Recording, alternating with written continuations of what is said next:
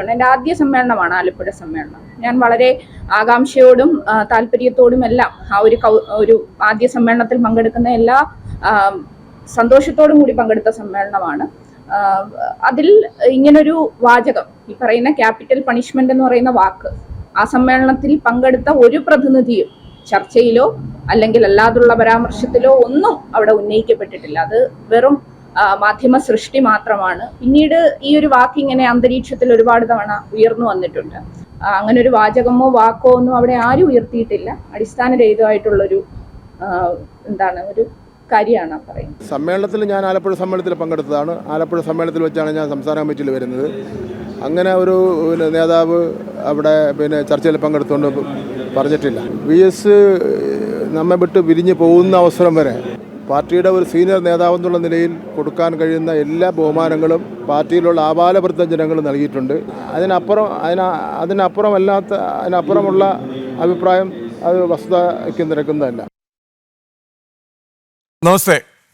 VS Achuthanandan എന്ന സമര സൂര്യൻ, വിപ്ലവ നായകൻ, കണ്ണേ കരളെ എന്നൊക്കെ പാർട്ടി സഖാക്കൾ വിളിച്ച് ആദരിച്ച് യാത്രയാക്കിയ നേതാവ് യാത്രയായി ദിവസങ്ങൾ കഴിഞ്ഞിട്ടും വിട്ടൊഴിയുന്നില്ല വിഭാഗീയത CPM-നെ. പാർട്ടി വേദിയിൽ ഒരു യുവ നേതാവ് VS-ന് ക്യാപിറ്റൽ പണിഷ്മെന്റ് കൊടുക്കണം എന്ന് പ്രസംഗിച്ചു എന്ന് വെളിപ്പെടുത്തിയത് പിരപ്പൻകോട് മുരളിയാണ്. VS-ന്റെ മരണശേഷം പിരപ്പൻകോട് മുരളി പേര് പറഞ്ഞില്ല. പക്ഷേ ആ യുവ നേതാവ് ഇന്ന് സംസ്ഥാന സെക്രട്ടേറിയറ്റ് വരെ എത്തി എന്ന് പിരപ്പൻകോട് മുരളി പറഞ്ഞു. പിന്നാലെ M സ്വരാജ് നിഷേധവുമായി രംഗത്തെത്തി. M സ്വരാജിനെ പിന്തുണച്ച് പാർട്ടി നേതാക്കളെത്തി. ഇപ്പോഴിതാ മാതൃഭൂമിയുടെ വാരാന്ത പതിപ്പിൽ സുരേഷ് കുറുപ്പ് എഴുതുന്നു, ഞാൻ വായിക്കുന്നു. അദ്ദേഹത്തിൻ്റെ തട്ടകമായ ആലപ്പുഴ സംസ്ഥാന സമ്മേളനത്തിൽ ഒരു കൊച്ചു പെൺകുട്ടി VS-ന് ക്യാപിറ്റൽ പണിഷ്മെന്റ് കൊടുക്കണമെന്ന് പറഞ്ഞു. ഈ അധിക്ഷേപം സഹിക്കാൻ വയ്യാതെ VS വേദി വിട്ട് പുറത്തേക്കിറങ്ങി. ഏകനായി, ദുഃഖിതനായി, പക്ഷേ തല കുനിക്കാതെ, ഒന്നും മിണ്ടാതെ, ആരെയും നോക്കാതെ അദ്ദേഹം സമ്മേളന സ്ഥലത്തു നിന്ന് വീട്ടിലേക്ക് പോയി. ഇങ്ങനെയൊക്കെ ആയിട്ടും അദ്ദേഹം പാർട്ടിയെ ഒരിക്കലും അധിക്ഷേപിച്ചിട്ടില്ല. എഡിറ്റേഴ്സ് ചോയ്സ് പരിശോധിക്കുന്നു. VS വിടവാങ്ങി, വിടാതെ വിഭാഗീയത. സ്വാഗതം.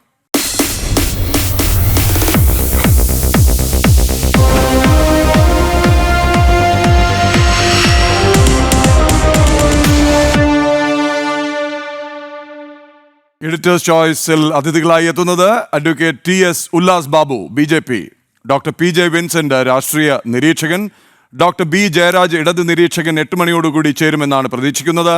പാണ്ഡ്യാല ഷാജി ഇടത് സൈദ്ധാന്തികൻ, ഒപ്പം VS-ന്റെ പേഴ്സണൽ സ്റ്റാഫ് അംഗമായിരുന്ന A സുരേഷിനെയും പ്രതീക്ഷിക്കുന്നു. ആദ്യം ശ്രീ പാണ്ഡ്യാല ഷാജിയിലേക്ക്. ശ്രീ പാണ്ഡ്യാല ഷാജി, M സ്വരാജ് തന്നെ നിഷേധിച്ച് രംഗത്ത് വന്നു. സുരേഷ് കുറുപ്പ് ആരുടെയും പേര് പറഞ്ഞില്ലെങ്കിലും ചിന്താ ജെറോം ഇന്ന് മാധ്യമങ്ങൾക്ക് മുന്നിൽ പ്രത്യക്ഷപ്പെട്ടിട്ട് താൻ അങ്ങനെയൊന്നും പറഞ്ഞിട്ടില്ല, അങ്ങനെ ഒരു വാചകം ആരും പറഞ്ഞിട്ടില്ല എന്ന് പറയുന്നു. പിരപ്പൻകോട് മുരളിയും സുരേഷ് കുറുപ്പും വെറുതെ പറയുന്നതാണോ? അല്ല, ഇതിനകത്ത് ഒരു പ്രധാനപ്പെട്ട വിഷയം, അത്തരമൊരു ചർച്ചയെ നടന്നിട്ടില്ല എന്ന് പറയുന്ന ഈ പെൺകുട്ടിക്ക് എന്ത് സ്വീകാര്യതയാണ് ഇടതുപക്ഷ രാഷ്ട്രീയ മണ്ഡലത്തിലുള്ളത് എന്നതാണ് പ്രാഥമികമായ ചോദ്യം. എന്ത് രാഷ്ട്രീയ ബലമാണ് ആ പെൺകുട്ടിക്ക് ഇടതുപക്ഷത്തിൻ്റെ പേരിൽ സംസാരിക്കാനുള്ളത്? ഒന്നുമില്ല. അതെല്ലാവർക്കും അറിയുന്നൊരു കാര്യമാണ്. രണ്ടാമത്തെ വിഷയം, സുരേഷ് കുറുപ്പ് ഞാനുമായി അടുത്ത സൗഹൃദ ബന്ധമുള്ള ഒരു സഖാവാണ്. ആ സഖാവ് മറ്റൊരു പെൺകുട്ടിയാണെന്ന് പറഞ്ഞത് അവിടെ നിൽക്കട്ടെ. അത് ആരോപണ വിധേയനായ അല്ലെങ്കിൽ പറഞ്ഞു വന്ന് പിരപ്പൻകോട് മുരളിയെ പോലുള്ള വളരെ ഉത്തരവാദിത്തമുള്ള പരിണതപ്രസ്ഥനായിരിക്കുന്ന ഒരു വളരെ ബുദ്ധിശാലിയായ സംഘാടകനായ ഒരു സമരസഖാവ്, ഒരു ഇടതര സഖാവ് പിരപ്പൻകോട് മുരളി അത് ആവർത്തിച്ചു പറഞ്ഞു. അത് പറഞ്ഞയാൾ ഇന്നയാളാണ്, അയാൾ സംസ്ഥാന സെക്രട്ടേറിയറ്റ് വരെ ഇപ്പോൾ എത്തിയിട്ടുണ്ട് എന്ന് പറയുകയും ചെയ്തു. ഇതിൽ ഞാൻ മുഖവിലക്കെടുക്കുന്ന ഒരു വിഷയം, പിരപ്പൻകോട് മുരളിയെ പോലുള്ള വളരെ ഉത്തരവാദപ്പെട്ടിരിക്കുന്ന ഒരാൾ പറഞ്ഞത് തള്ളിക്കളയുക സാധ്യമേ അല്ല. ഒരു കാരണവശാലും സാധ്യം. എന്തുകൊണ്ടാണ്? ഇതാണ് അതിൽ ആദ്യത്തെ ഒരു ക്വസ്റ്റ്യൻ വരുന്നത്. 1986-87 പീരീഡിലാണ് CMB വളരെ ഒരു പ്രധാനപ്പെട്ട ഒരു പൊളിറ്റിക്കൽ പാർട്ടി എന്ന നിലയിൽ ഫോം ചെയ്യപ്പെടുന്നതിന് മുന്നോടിയായി വരുന്ന ഒരുപാട് പ്രകമ്പനങ്ങൾ ഈ തിരുവനന്തപുരം നഗരത്തിൽ സൃഷ്ടിക്കപ്പെട്ടു. ഞാൻ അന്നേരം തിരുവനന്തപുരം നഗരത്തിനകത്തെ ഒരു പ്രൊഫഷണൽ കോളേജിനകത്തെ ഒരു വിദ്യാർത്ഥിയാണ് ഞാൻ. ഈ ഘട്ടത്തിലാണ് പിരപ്പൻകോട് മുരളി എന്ന് പറയുന്ന പഴയ പ്രമുഖനായ നേതാവിനെ ഞാൻ നേരിൽ കാണുന്നു. ഈ ഷാജി എന്ന് പറഞ്ഞാൽ നേരിൽ കാണുന്നു. അദ്ദേഹമാണ് പിന്നീട് വളരെ പ്രസിദ്ധമായ ഒരു കവിത അദ്ദേഹം എഴുതിയിട്ടുണ്ടായിരുന്നു, കാളകൂട വിഷം എന്ന പേരിൽ. ഈ കാളകൂട വിഷം എന്ന പേരിൽ എഴുതിയിരിക്കുന്ന കവിതയിലൂടെ അദ്ദേഹം എഴുതിയത് തിരുവനന്തപുരത്തെ അന്നത്തെ ജില്ലാ സെക്രട്ടറി, അന്നത്തെ ഞാൻ ആളെ പേര് ഞാൻ പറയുന്നില്ല, അദ്ദേഹത്തിനെ നമ്മളെ പോലുള്ള ആളുകൾ പരസ്യമായും ആദ്യം രഹസ്യമായും പിന്നീട് പരസ്യമായും വിളിക്കാറുള്ളത് എന്താ പറയുക, സോവിയറ്റ് പേരിനെ അനുസ്മരിക്കും വിധമാണ്. ബിസ്കി എന്ന പേരുള്ള ഒരു പേര് അനുസ്മരിച്ചുകൊണ്ടാണ് ഈ പറയുന്ന ആളെ അദ്ദേഹം ഇല്ല. അപ്പൊ ഇതിന്റെ മേലെ ഒരു കവിത എഴുതിയതിന്റെ മേലെയാണ് പിരപ്പൻകോട് മുരളി എന്ന് പറയുന്ന സഖാവിനെതിരായിട്ട് പാർട്ടിയുടെ നടപടി ആദ്യമായിട്ടുണ്ടാവുന്നത്. അതായത് പാർട്ടിക്കകത്ത് പാർട്ടിയുടെ പ്രഖ്യാപിതമായിരിക്കുന്ന നയങ്ങൾക്കും നിലപാടുകൾക്കുമെതിരായി സംസാരിക്കുന്നവർക്കെതിരെ സംസാരിക്കുന്ന ഒരു പാർട്ടിക്കകത്തെ ജനാധിപത്യ ചേരിയുടെ അതിശക്തനായ വക്താവായി നിന്നിട്ടുള്ള ആളായിരുന്നു സഖാവ് പിരപ്പൻകോട് മുരളി. അതുകൊണ്ട് തന്നെ പിരപ്പൻകോട് മുരളിയെ പോലുള്ള ഒരു സഖാവ് ഇത്തരത്തിലുള്ള വളരെ ഗൗരവതരമായിരിക്കുന്ന ഒരു വിഷയം രേഖാമൂലം ഉന്നയിച്ചതിന്റെ ഭാഗമായും കൂടിയാണ് മിനിറ്റ്സ് ടേബിൾ ചെയ്യാൻ ധൈര്യമുണ്ടോ എന്ന് ഇപ്പോഴത്തെ പാർട്ടി സെക്രട്ടറിയെ അദ്ദേഹം വെല്ലുവിളിച്ചത്. ഇവിടെയാണ് പാർട്ടി സെക്രട്ടറി ആയിരിക്കുന്ന MP ഗോവിന്ദനെ പോലുള്ള ആളുകൾ അയാൾക്ക് എന്തും പറയാമെന്നേ. അയാൾ പറയുന്ന സംഭവത്തെ ഞാൻ നേരത്തെ പറഞ്ഞിരിക്കുന്ന പെൺകുട്ടിയുടെ പ്രഖ്യാപനത്തിനോ പ്രസ്താവനക്കോ വരുന്ന ഒരു നിലവാരവുമില്ലാത്ത ഒരാളായി ഈ MP ഗോവിന്ദനെ പോലത്തെ ആൾ മാറുകയാണ്. ഈ വിഷയം എന്താണ്? എന്തുകൊണ്ട് VS-നെതിരെ പറഞ്ഞിരിക്കുന്ന വിഷയം കേരളം വീണ്ടും ചർച്ച ചെയ്യപ്പെടുന്നു എന്നുള്ളതാണ് വിഷയം. ആ വിഷയത്തെ അഡ്രസ് ചെയ്യാതെ അത്തരമൊരു സംഭവം ഉണ്ടായിട്ടില്ല. മറ്റൊരാൾ പറഞ്ഞതാരാണ്? കേരളത്തിലെ വിദ്യാഭ്യാസ വകുപ്പ് മന്ത്രി അയക്കുന്ന ശിവൻകുട്ടിയാണ്.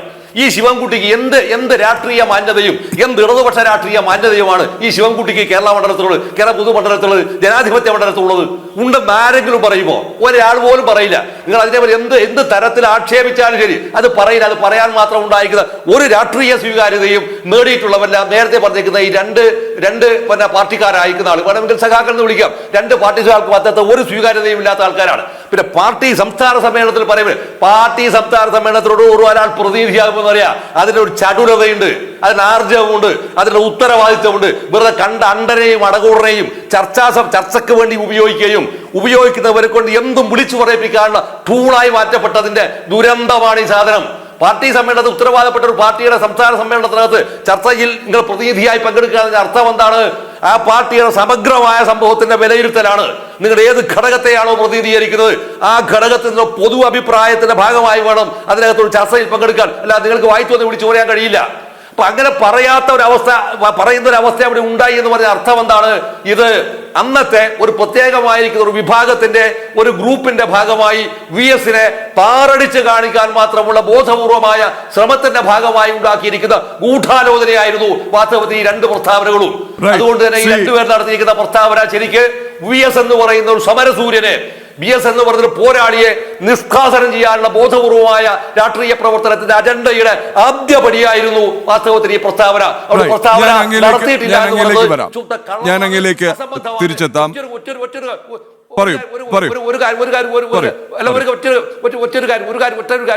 പൂർത്തിയാവില്ല. ഇതോടൊപ്പം തന്നെ ചോദ്യം എന്താണ്? ഇത് ആർക്ക് വേണ്ടിയാണ് ഈ പ്രസ്താവന ഇവർ നടത്തിയത്? ആർക്ക് വേണ്ടിയാണ് നടത്തിയത്? അവിടെ ഒരു സ്ത്രീ പറഞ്ഞു എന്ന് പറഞ്ഞാൽ അത് ഒരു സ്ത്രീ അല്ല. ഇതാണ് അതിന് ഏറ്റവും ബേസിക് ആയിരിക്കുന്ന വിഷയം. ആ സ്ത്രീ ആർക്ക് വേണ്ടി പറഞ്ഞു എന്നതാണ് വിഷയം. അതാണ് ചർച്ച ചെയ്യുന്ന വിഷയം. ഇതാണ് ആദ്യ പ്രാഥമികമായ ഭാഗത്തിൽ എനിക്ക് പറയാനുള്ളത്. ഞാൻ അങ്ങയിലേക്ക് വരാം. അഡ്വക്കേറ്റ് ഉല്ലാസ് ബാബു, ഇതിലൂടെ ഇപ്പോൾ പാർട്ടിക്കുള്ളിൽ നടന്നുവെന്ന് വളരെ കൃത്യമായി രേഖാമൂലം രണ്ട് പാർട്ടിക്കുള്ളിലും പുറത്തും ബഹുമാനിക്കപ്പെടുന്ന രണ്ട് നേതാക്കളാണ് പറഞ്ഞിരിക്കുന്നത്. അതവിടെ നിൽക്കട്ടെ, അവരത് നിഷേധിക്കുന്നു. പക്ഷെ ഇതിലൂടെ വെളിപ്പെടുന്നത് എന്താണ്? VS-ന്റെ പ്രത്യയശാസ്ത്രം എന്തു ആയിക്കോട്ടെ, VS-ന്റെ രാഷ്ട്രീയം എന്തു ആയിക്കോട്ടെ, VS-നെ സംബന്ധിച്ച് CPM-നെ സംബന്ധിച്ച് VS അച്യുതാനന്ദൻ എന്ന് പറഞ്ഞാൽ, ഒടുവിൽ VS എന്ന് പറഞ്ഞാൽ ഈ പാർട്ടിയുടെ സ്ഥാപക നേതാക്കളിൽ ഒരാൾ, അവിഭക്ത കമ്മ്യൂണിസ്റ്റ് പാർട്ടിയുടെ ദേശീയ കൗൺസിലിൽ നിന്ന് ഇറങ്ങിപ്പോന്നവരിൽ ജീവിച്ചിരുന്ന അവസാനത്തെ ആൾ. അങ്ങനെ ഒരു നേതാവിന് ക്യാപിറ്റൽ പണിഷ്മെന്റ് കൊടുക്കണം എന്ന് പറയുന്ന രീതിയിലേക്ക് CPM അധപ്പതിച്ചോ? ഒന്ന്.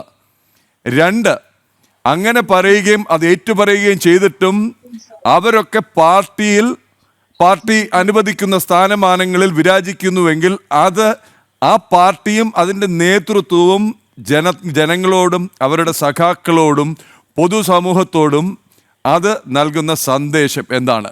അഡ്വക്കേറ്റ് ഉല്ലാസ് ബാബു. അല്ല ശ്രീ പ്രദീപ്, ഇതിനകത്ത് നമ്മളൊരു കാര്യം മനസ്സിലാക്കേണ്ടത്, ബി ജെ പിയെ സംബന്ധിച്ചിടത്തോളം ഒരു വ്യക്തി എന്ന രീതിയിൽ എനിക്ക് പല അഭിപ്രായങ്ങളുണ്ട്. പക്ഷെ ഒരു രാഷ്ട്രീയ പാർട്ടി എന്ന രീതിയിൽ ഇടതുപക്ഷ രാഷ്ട്രീയ സംഘടന അവരുടെ പാർട്ടി വേദികളിലോ അല്ലെങ്കിൽ അവരുടെ പാർട്ടി ശൈലിയിലോ അല്ലെങ്കിൽ അവരുടെ പാർട്ടിയുടെ മുന്നോട്ടുള്ള പ്രയാണത്തിലോ അവരൊരു നേതാവിനോട് എങ്ങനെ പെരുമാറി അല്ലെങ്കിൽ ആ നേതാവിനെ അവരുടെ രാഷ്ട്രീയപരമായി എങ്ങനെ കൈകാര്യം ചെയ്തു എന്നുള്ളത് ചർച്ച ചെയ്യേണ്ട ഉത്തരവാദിത്തം ബി ജെ പിക്കില്ല. പക്ഷെ ഒരു പൊതുമണ്ഡലത്തിൽ മുഖ്യമന്ത്രി, ഒപ്പം തന്നെ കമ്മ്യൂണിസ്റ്റ് പാർട്ടിയുടെ ഇന്നത്തെ ഇപ്പൊ മരിച്ചുപോയെങ്കിലും ഏറ്റവും അവസാനത്തെ കണ്ണിയാണ് അദ്ദേഹം ഇറങ്ങിപ്പോന്ന പാർട്ടി രൂപീകരിച്ച് ഈ കേരളത്തില് ആ പാർട്ടിക്ക് വേരുണ്ടാക്കിയത് ഒരു പ്രധാനിയായിട്ടുള്ള ഒരു വ്യക്തി. ആ വ്യക്തിയെ എങ്ങനെയാണ് ഒരു കമ്മ്യൂണിസ്റ്റ് പാർട്ടിയുടെ പിണറായി വിജയൻ ഗ്രൂപ്പ് അല്ലെങ്കിൽ പിണറായി വിജയൻ ടീം കൈകാര്യം ചെയ്തത് എന്നുള്ളത് ബി ജെ പി ചർച്ച ചെയ്യാൻ ആഗ്രഹിക്കുന്നില്ല. പക്ഷെ ബി ജെ പി ആ വിഷയത്തില് പിണറായി വിജയന്റെ സ്വഭാവവും അദ്ദേഹത്തിന്റെ ശൈലിയും അദ്ദേഹത്തിന്റെ ടീം നടപ്പിലാക്കാൻ ആഗ്രഹിക്കുന്നതുമായിട്ടുള്ള കേരളത്തിലെ പ്രവൃത്തിയും ഒന്ന് എത്തി നോക്കാൻ തയ്യാറാണ്. എന്താണ് പിണറായി വിജയൻ കേരളത്തിൽ മുഖ്യമന്ത്രിയായ സമയത്ത് തന്നെ, പാർട്ടി സെക്രട്ടറി ആയിരുന്ന സമയത്ത് തന്നെ കണ്ണൂരടക്കമുള്ള കേരളത്തിലെ കാസർഗോഡ് മുതൽ തിരുവനന്തപുരം വരെയുള്ള ഓരോ മേഖലയിലും അവരുടെ നടപ്പിലാക്കിയിട്ടുള്ള പ്രവർത്തനങ്ങളും ഇതര രാഷ്ട്രീയ സംഘടനയോട് അവർ കാണിച്ചു കൂട്ടിയ ക്രൂരതകളും അക്കമിട്ട് പറഞ്ഞിട്ടുള്ള സംഘടനയാണ് ബി ജെ പി, അല്ലെങ്കിൽ അത് അനുഭവിച്ചിട്ടുള്ള സംഘടനയാണ് ബി ജെ പി. ഇവിടെ അച്യുതാനന്ദൻ ആ വട്ടത്തിനകത്തുള്ള ആളാണ്. ആ വട്ടത്തിനുള്ള അകത്തുള്ള ആൾക്ക് അദ്ദേഹത്തിന്റെ കൂടെ കുറെ ആളുകൾ ഉണ്ടായിരുന്നു, കുറെ നേതാക്കന്മാരുണ്ടായിരുന്നു. ഇവരൊക്കെ ഉണ്ടായിരുന്നിട്ടും, ഒരു ടീം ഉണ്ടായിരുന്നിട്ടും, കൃത്യമായിട്ട് കാര്യങ്ങൾ പറഞ്ഞിരുന്നിട്ടും അദ്ദേഹത്തിന് നേരെ എവിടെ നിന്നാണ് യുദ്ധം തുടങ്ങിയത്? അവിടെയാണ് ആ ക്രൂരത എന്ന് പറയപ്പെടുന്നത്. പിണറായി വിജയൻ പാർട്ടി സെക്രട്ടറി ആയിരുന്ന സമയത്ത് ടീം ഉപയോഗിച്ചുകൊണ്ട്, ചെറിയ പിള്ളേരെ ഉപയോഗിച്ചുകൊണ്ട് പോലും ഈ സംവിധാനത്തെ നിലനിർത്തുകയും ഈ സംവിധാനത്തെ ഉണ്ടാക്കുകയും ചെയ്തിട്ടുള്ള വ്യക്തിയോട് കാണിച്ച ഈ നിലപാട് തന്നെയാണ് പിണറായി വിജയന്റെ ക്രൂരത എന്ന് പറയുന്നത്. ആ രാഷ്ട്രീയ പാർട്ടിയെ ഇതേപോലെ തന്നെ ജനങ്ങളോട് ഏറ്റവും കൂടുതൽ മോശകരമായിട്ടും വിരോധമായിട്ടും പെരുമാറാനുണ്ടാകുന്ന ഒരു രീതിയിലേക്ക് നയിച്ചത് പിണറായി വിജയന്റെ കാലഘട്ടങ്ങളാണ്. ഇന്ന് പിണറായി മുഖ്യമന്ത്രിയായിരിക്കുന്ന സമയത്ത് കേരള സമൂഹത്തോട് ചെയ്യുന്നത് എന്ത് തന്നെയാണ്? ഇത് തന്നെയാണ്. ഇപ്പൊ ഇന്നലെ നമ്മൾ ചർച്ച ചെയ്ത്, മിനിഞ്ഞാന്ന് ചർച്ച ചെയ്ത്, എന്തൊക്കെയാണ് നമ്മൾ ചർച്ച ചെയ്യുന്നത്? ആ കാര്യങ്ങൾ, സിസ്റ്റത്തിന്റെ ഓരോ കാര്യങ്ങൾ നമ്മൾ ചർച്ച ചെയ്യുന്നുണ്ട്. പിണറായി വിജയന്റെ ജനങ്ങളോട് അന്നും ഇന്നും എന്നും അയാൾക്ക് വെറുപ്പാണെന്നേ. അയാൾക്ക് നേരെ വരുന്ന ആളുകളോട്, അയാളുടെ എതിരായി നിൽക്കുന്ന ഒരാളോട്, അല്ലെങ്കിൽ തന്നോടൊപ്പം നിൽക്കുന്ന ഒരാളോട്, അല്ലെങ്കിൽ തനിക്ക് മേലെ നിൽക്കുന്ന ഒരാളോട് ഇയാൾക്ക് കുശുമ്പാണോ അല്ലെങ്കിൽ വെറുപ്പാണോ അല്ലെങ്കിൽ വിരോധമാണോ എന്നറിയില്ല. അവരെ ഫിനിഷ് ചെയ്യുക എന്ന് പറയപ്പെടുന്നതിന് ഒരു അജണ്ട, അതിന് കൊടിയേരി അതിന് നിരവധി നേതാക്കന്മാർ കൂട്ടുനിന്നിട്ടുണ്ട്. ഇന്ന് പിണറായി ന്യായീകരിക്കുന്ന എല്ലാ നേതാക്കന്മാരും വി എസിനെ ഒറ്റിക്കൊടുത്തതിന്റെ പ്രതിഫലം പറ്റിയവരാണ്. പ്രതിഫലം പറ്റിയത് എങ്ങനെയാണ്? പാർട്ടി സ്ഥാനങ്ങൾ, അതേപോലെ തന്നെ സർക്കാർ സ്ഥാനങ്ങൾ ഇത്യാദി സ്ഥാനങ്ങളൊക്കെ സുഖമായി വാങ്ങിച്ചെടുത്ത് വി എസിനെ ഒറ്റിക്കൊടുത്തവർക്ക് പ്രതിഫലം കൊടുത്ത ഒരു വ്യക്തിയാണ് പിണറായി വിജയൻ. നമ്മൾ കേരളത്തിൽ ഒരു കാര്യം മനസ്സിലാക്കേണ്ടത്, രാഷ്ട്രീയം ഏതുമായിക്കോട്ടെ, അത് ഇടതുപക്ഷമാകാം, വലതുപക്ഷമാകാം, ബി ജെ പി ആകാം, ആ ഒരു രാഷ്ട്രീയത്തിനകത്ത് അവരുടെ അകത്തും കോൺഗ്രസിനകത്ത് ഒരേ പ്രശ്നങ്ങളുണ്ട്. ബി ജെ പിക്ക് അകത്ത് ഉള്ള കാര്യങ്ങൾ കോൺഗ്രസ്സുകാർ പറയും, കോൺഗ്രസിനകത്തുള്ള കാര്യങ്ങൾ കമ്മ്യൂണിസ്റ്റുകാർ പറയും, കമ്മ്യൂണിസ്റ്റിനകത്തുള്ള കാര്യങ്ങൾ ബി ജെ പിക്കാർ പറയും. അങ്ങനെയല്ല, കോൺഗ്രസിനകത്തും കമ്മ്യൂണിസ്റ്റ് പാർട്ടിക്കകത്തും നടപ്പാകുന്നത് വ്യക്തിവൈരാഗ്യങ്ങൾ തീർക്കുക. വ്യക്തിവൈരാഗ്യം തീർക്കാൻ വേണ്ടി ഏതെല്ലാം അറ്റം വരെ പോകും, അത് ഏതറ്റം വരെ പോകണമെങ്കിലും ആ അറ്റം വരെ പോയി പ്ലാൻഡ് ആയിക്കൊണ്ട് വെട്ടി നിരത്തി അവസാനിപ്പിക്കുക എന്ന് പറയപ്പെടുന്നതാണ്. ആ ശൈലി വി എസിനോട് കാണിച്ചു. എന്നിട്ട് അദ്ദേഹം മരിച്ചപ്പോ അദ്ദേഹത്തിനോട് മരിച്ച സമയത്ത് പോലും, ഞാൻ ചോദിക്കട്ടെ പ്രദീപ് ജി, അദ്ദേഹം മരിച്ച സമയത്ത് പോലും പിണറായി വിജയൻ നീതി കാണിച്ചു നിങ്ങൾ വിശ്വസിക്കുന്നുണ്ടോ? സ്വാഭാവികമായിട്ടും എല്ലാ രാഷ്ട്രീയ പാർട്ടികളും, കേരളത്തിലെ പൊതു ആളുകളൊക്കെ വി എസിനെ പോലെയുള്ള ഒരു സീനിയർ ആയിട്ടുള്ള കേരളത്തിന്റെ മുൻ മുഖ്യമന്ത്രി അടക്കം, രാഷ്ട്രീയ നേതാവ് അടക്കമുള്ള പൊതുവെ സാധാരണക്കാരായിട്ടുള്ള ജനങ്ങളിൽ കൂടുതൽ സ്വാധീനമുള്ള രാഷ്ട്രീയ നേതാവ് എന്ന രീതിയിൽ ഒരുപാട് പേര് അതിനെ അക്സെപ്റ്റ് ചെയ്ത സമയത്ത് പിണറായി വിജയന്റെ ബോഡി ലാംഗ്വേജ് വളരെ വളരെ കൃത്യമായിട്ട് നമുക്കറിയാം. അദ്ദേഹത്തിന്റെ ശൈലി എന്തായിരുന്നു. അവിടെയാണ് നമ്മൾ മനസ്സിലാക്കേണ്ടത്. ആ വെറുപ്പും ആ വിദ്വേഷവും അന്ന് VS-നോട് കാണിച്ചിരുന്നുവെങ്കിൽ ഇന്നത് കേരളത്തിലെ ജനങ്ങളോട് കാണിക്കുന്നു. നമ്മളത് അനുഭവിക്കേണ്ട ഉത്തരവാദിത്വം പെടുന്നു എന്നുള്ളതാണ്. ഡോക്ടർ PJ വിൻസെന്റ്, ഒരു രാഷ്ട്രീയ നിരീക്ഷകൻ എന്നുള്ള നിലയിൽ അങ്ങിത് എങ്ങനെയാണ് കാണുന്നത്? പാർട്ടിയിലൊക്കെ വിഭാഗീയത ഉണ്ടാവാം, ചേരിതിരിഞ്ഞുള്ള പോരാട്ടങ്ങൾ, മത്സരങ്ങളൊക്കെ ഉണ്ടാവാം. വാശിയോടെയുള്ള മത്സരങ്ങൾക്ക് നാം സാക്ഷ്യം വഹിച്ചിട്ടുണ്ട്. പക്ഷേ VS-നെ പോലൊരു നേതാവ്, ഞാൻ അധികം അങ്ങയോട് VS-നെ വിശേഷിപ്പിക്കേണ്ട കാര്യമില്ല എന്ന് എനിക്കറിയാം. VS-നെ പോലൊരു നേതാവ്, ആ നേതാവിനെ ഇരുത്തിക്കൊണ്ട് അദ്ദേഹത്തിന് ക്യാപിറ്റൽ പണിഷ്മെന്റ് കൊടുക്കണമെന്ന് 2 യുവ നേതാക്കൾ പറഞ്ഞു എന്നാണ് ആരോപണം, ആക്ഷേപം. അതിൽ ഒരു യുവ നേതാവ് ഇന്ന് സംസ്ഥാന സെക്രട്ടേറിയറ്റിൽ എത്തിയെന്ന് ശ്രീ പിരപ്പൻകോട് മുരളി പറയുന്നു. ശ്രീ സുരേഷ് കുറുപ്പ് ഒരു പെൺകുട്ടിയെക്കുറിച്ച് പറയുന്നു. അദ്ദേഹം പേര് എഴുതുന്നില്ല. പക്ഷെ 2 നേതാക്കൾ പ്രതികരിച്ചിട്ടുണ്ട്, ഞാനല്ല എന്ന്. ഈ കൾച്ചറിനെ അങ്ങ് എങ്ങനെയാണ് കാണുന്നത്? അതാണ് എനിക്ക് ആദ്യം അറിയേണ്ടത്. ഇപ്പോൾ VS വിമർശനത്തിന് അതീതനല്ല. VS ഒരു പെർഫെക്റ്റ് രാഷ്ട്രീയക്കാരൻ എന്ന് പറയാനാവില്ല. VS കേരളം കണ്ട ഏറ്റവും വലിയ ഭരണാധികാരി എന്ന് CPM-കാർ പോലും പറയില്ല.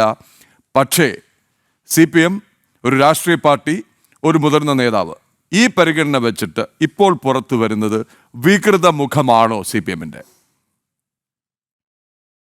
നമുക്ക് രാഷ്ട്രീയ പാർട്ടികളിൽ പ്രവർത്തിക്കുന്ന വ്യക്തികൾ തമ്മിൽ അഭിപ്രായ വ്യത്യാസങ്ങൾ ഉണ്ടാവുന്നുണ്ട്. ആശയപരമായ ധാരയിൽ വ്യത്യസ്തമായ നിലപാടെടുക്കുന്നവർ പാർട്ടിക്കകത്ത് ഉണ്ടാവും. അത്തരത്തിൽ ഗ്രൂപ്പുകൾ സ്വാഭാവികമായി ഉണ്ടാവാറുണ്ട്. ഇത് എല്ലാ പാർട്ടികളിലും സാധാരണ കാണുന്നതാണ്. കമ്മ്യൂണിസ്റ്റ് പാർട്ടികളുടെ ഒരു സംഘടനാ രൂപത്തിനകത്ത് സ്വാഭാവികമായിട്ടും രാഷ്ട്രീയ നിലപാടിലും പ്രത്യയശാസ്ത്രപരമായ കാര്യങ്ങളിലും വ്യത്യസ്തമായ അഭിപ്രായങ്ങൾ ഉണ്ടാകുമ്പോൾ അത് ഉൾപാർട്ടി ചർച്ചയിലൂടെ, നിരന്തരമായ ഉൾപാർട്ടി ചർച്ചകളിലൂടെ പരിഹരിക്കുന്ന ഒരു രീതിയിലാണ് ആ പാർട്ടികൾ പ്രവർത്തിക്കുന്നത്. ഇപ്പം VS അച്യുതാനന്ദൻ കേരളത്തിലെ കമ്മ്യൂണിസ്റ്റ് പാർട്ടിയുടെ ഏറ്റവും സമന്വിതനായ നേതാവാണ്. മാത്രവുമല്ല, അദ്ദേഹത്തിന്റെ അഭിപ്രായ വ്യത്യാസങ്ങളെ പാർട്ടി സംഘടനാ ചട്ടക്കൂടിനകത്തു നിന്ന് പരിഹരിച്ചു. അതിനകത്ത് നിന്നുകൊണ്ട് തന്നെ അത് ഉന്നയിക്കുവാനും അതിനെ മുന്നോട്ട് കൊണ്ടുപോകാനും ശ്രമിച്ചു എന്നുള്ളതാണ് ഏറ്റവും പ്രധാനപ്പെട്ട കാര്യം. ഇപ്പം ഒരു പാർട്ടി സംഘടന, ഒരു ജനകീയ പ്രസ്ഥാനം ആകുന്ന, ഒരു സാഗരമാകുന്ന മാർത്തട്ടിനോട് ചേർന്ന് നിന്നുകൊണ്ടാണ് കേരളത്തിലെ ഉയർന്നു വന്ന സാമൂഹ്യ പ്രശ്നത്തിലും പാരിസ്ഥിതിക പ്രശ്നങ്ങളിലും സ്ത്രീ പ്രശ്നങ്ങളിലുമൊക്കെ നിരന്തരമായി ഇടപെട്ടുകൊണ്ട് കേരള മനസാക്ഷിക്ക് വേണ്ടി ഒരു സുനാമിയായി മാറാൻ VS-ന് കഴിഞ്ഞത്. ഒരു നാണയത്തിന്റെ 2 വശം പോലെയാണ് കമ്മ്യൂണിസ്റ്റ് പാർട്ടിയും VS അച്യുതാനന്ദനും. അദ്ദേഹം ജീവിച്ചിരിക്കുന്ന കാലത്തും ഇപ്പോൾ മരണപ്പെട്ടതിന് ശേഷവും നടക്കുന്ന ചർച്ചകളിലുള്ള ഒരു പ്രധാനപ്പെട്ട വിഷയം VS അച്യുതാനന്ദനെ കമ്മ്യൂണിസ്റ്റ് പാർട്ടിയിൽ നിന്ന് വ്യത്യസ്തമായി കാണാൻ ശ്രമിക്കുന്നു എന്നുള്ളതാണ്. അത് അസാധ്യമാണ്. ഒരു നാണയത്തിന്റെ 2 മുഖങ്ങളെ നമുക്ക് 2ആയിട്ട് മാറ്റാൻ സാധിക്കില്ല. അത് ഒന്നാണ്. അതുപോലെ അച്യുതാനന്ദൻ എന്ന വ്യക്തിയും അച്യുതാനന്ദൻ എന്ന കമ്മ്യൂണിസ്റ്റുകാരനും അത് ഒറ്റ നാണയമായിട്ട് മാത്രമേ നമുക്ക് മനസ്സിലാക്കാനും വിശകലനം ചെയ്യാൻ സാധിക്കുള്ളൂ. ഒന്നുകിൽ നിങ്ങൾക്ക് അച്യുതാനന്ദനെയും കമ്മ്യൂണിസ്റ്റ് പാർട്ടിയെയും ഉപേക്ഷിക്കാം, അതല്ലെങ്കിൽ ഇതിഹാസ സമാനമായ ആ ജീവിതത്തെയും കമ്മ്യൂണിസ്റ്റ് പാർട്ടിയെയും നിങ്ങൾക്ക് ഒരുമിച്ച് സ്വീകരിക്കാം. ഇതല്ലാതെ ഒരു വിഭജനം അസാധ്യമാണ്. ഇതാണ് VS-ന്റെ ജീവിതത്തെ നമ്മൾ അടുത്ത് നിന്ന് നിരീക്ഷിക്കുമ്പോൾ കിട്ടുന്ന വളരെ സുവ്യക്തമായ ഉത്തരം. പിന്നെ വിഭാഗത ഉണ്ടായിരുന്നു എന്നുള്ളത് ഒരു വാസ്തവമാണ്. അത് സംബന്ധിച്ചിട്ടുള്ള ചർച്ചകൾ ഉണ്ടായിട്ടുണ്ട്. ചില അഭിപ്രായ പ്രകടനങ്ങൾ പലരുടെ ഭാഗത്തും ഉണ്ടായിട്ടുണ്ടാവാം. പക്ഷെ ഈ വിഷയം നമ്മൾ ചർച്ച ചെയ്യുമ്പോൾ നമ്മൾ അഭിമുഖീകരിക്കുന്ന പ്രശ്നം, ഒരു നിരീക്ഷകൻ, ഈ രാഷ്ട്രീയത്തെ നോക്കിക്കാണുന്ന ഒരു വ്യക്തി എന്നതിൽ അഭിമുഖീകരിക്കുന്ന പ്രശ്നം. ശ്രീ ഡോക്ടർ PJ വിൻസെന്റ്, ഞാൻ അങ്ങയിലേക്ക് മടങ്ങിയെത്താം. ഇപ്പോൾ നമ്മോടൊപ്പം ടെലിഫോൺ ലൈനിൽ ശ്രീ A സുരേഷ് ചേരുന്നുണ്ട്. ശ്രീ VS അച്യുതാനന്ദന്റെ പേഴ്സണൽ സ്റ്റാഫിലുണ്ടായിരുന്ന, സന്തത സഹചാരിയായിരുന്ന, നിഴലായിരുന്ന, ഓരോ സ്പന്ദനങ്ങളും അറിയാവുന്ന ശ്രീ A സുരേഷ്, ജനൻ TV-യിലേക്ക് സ്വാഗതം, എഡിറ്റേഴ്സ് ചോയ്സിലേക്ക് സ്വാഗതം. വളരെ പെട്ടെന്ന്, അങ്ങേക്ക് ഇനി അടുത്തൊരു ചർച്ചയുണ്ടെന്നും എനിക്കറിയാം. വളരെ പെട്ടെന്ന് ഈ പരാമർശങ്ങൾ അങ്ങ് കണ്ടു, സുരേഷ് കുറുപ്പ് എഴുതിയത് അങ്ങ് കണ്ടു, പിരപ്പൻകോട് മുരളി പറഞ്ഞത് അങ്ങ് കണ്ടു, നിഷേധങ്ങളും അങ്ങ് കണ്ടു. അടുത്തു നിന്ന് ഇതെല്ലാം കണ്ടയാൾ ശ്രീ സുരേഷ്, പറയാം. തീർച്ചയായിട്ടും പെരപ്പങ്കോട് മുരളി പാർട്ടി സംസ്ഥാന കമ്മിറ്റി മെമ്പറാണ്. 2012 സമ്മേളനത്തിലാണ് അത്തരമൊരു പരാമർശം നടത്തിയെന്ന് പെരപ്പങ്കോട് മുരളി സഭ പറയുന്നത്. അദ്ദേഹം പറയുന്നത് ആധികാരികമായിരിക്കുമെന്നാണ് ഞാൻ വിശ്വസിക്കുന്നത്. കാരണം അദ്ദേഹം പാർട്ടി സംസ്ഥാന സമ്മേളനം എന്ന് പറയുന്നത് പാർട്ടി സംസ്ഥാന കമ്മിറ്റി അംഗങ്ങളും ജില്ലകളിൽ നിന്ന് തിരഞ്ഞെടുക്കപ്പെടുന്ന പ്രതിനിധികളും മാത്രമേ ആ ഹാളിനകത്ത് പ്രവേശനമുള്ളൂ. അതുകൊണ്ട് തന്നെ അതിനകത്ത് എന്ത് നടന്നു എന്ന് മാധ്യമ പ്രവർത്തകർക്കോ എന്നെ പോലുള്ള താഴേക്കിടയിൽ നിൽക്കുന്ന ആളുകൾക്കോ അറിയാൻ സാധിക്കില്ല. എങ്കിലും അതിനുശേഷം മാധ്യമങ്ങളിൽ VSനെ ക്യാപിറ്റൽ പണിഷ്മെന്റ് നടത്തി എന്ന് പറഞ്ഞതിന് ശേഷം VS ഒരു പ്രതികരണം പൊതുസമ്മേളനത്തിൽ നടത്തി. അത് അസാധാരണമാണ്. കാരണം പാർട്ടി സമ്മേളനത്തിനകത്ത് നടത്തുന്ന വിഷയങ്ങൾ പുറത്ത് ആരും പറയാറില്ല. ആ പ്രതികരണത്തിലൂടെയാണ് നമുക്കെല്ലാം മനസ്സിലായത് അത്തരം ഒരു പരാമർശം ഉണ്ടായി എന്നുള്ളത്. സ്വാഭാവികമായിട്ടും പെരപ്പങ്കോട് മുരളി സഭ പറഞ്ഞത് ആധികാരികമായിരിക്കുമെന്നാണ് ഞാൻ വിചാരിക്കുന്നത്. 2015 സമ്മേളനത്തിൽ ആലപ്പുഴ സമ്മേളനത്തിൽ സ്വാഭാവികമായിട്ടും അതിനുശേഷമുള്ള ആലപ്പുഴ സമ്മേളനത്തിൽ രൂക്ഷമായ അധിക്ഷേപങ്ങളാണ് VSനെതിരെ ഉണ്ടായിട്ടുള്ളത്. അവിടെ ക്യാപിറ്റൽ പണിഷ്മെന്റ് എന്ന പരാമർശം ഉണ്ടായോ എന്നതിനെ സംബന്ധിച്ച് അറിവില്ല. സുരേഷ് കുറുപ്പാണ് ആധികാരികമായിട്ട് പറയേണ്ടത്. ആര് പറഞ്ഞു എന്നതിനെ സംബന്ധിച്ചും അദ്ദേഹം തന്നെയാണ് ആധികാരികമായിട്ട് പറയേണ്ട ആള്. ആ സമ്മേളനത്തിൽ വെച്ച് പുന്നപ്ര വയലാർ സമരത്തെക്കുറിച്ചും ആ സമരത്തിൽ VSലെ പങ്കിനെ കുറിച്ചും സംശയത്തോടു കൂടിയും ഇകഴ്ത്തൽ നടത്തിയിരുന്നു ഒരു പ്രധാനപ്പെട്ട ഒരു സഖാവ്.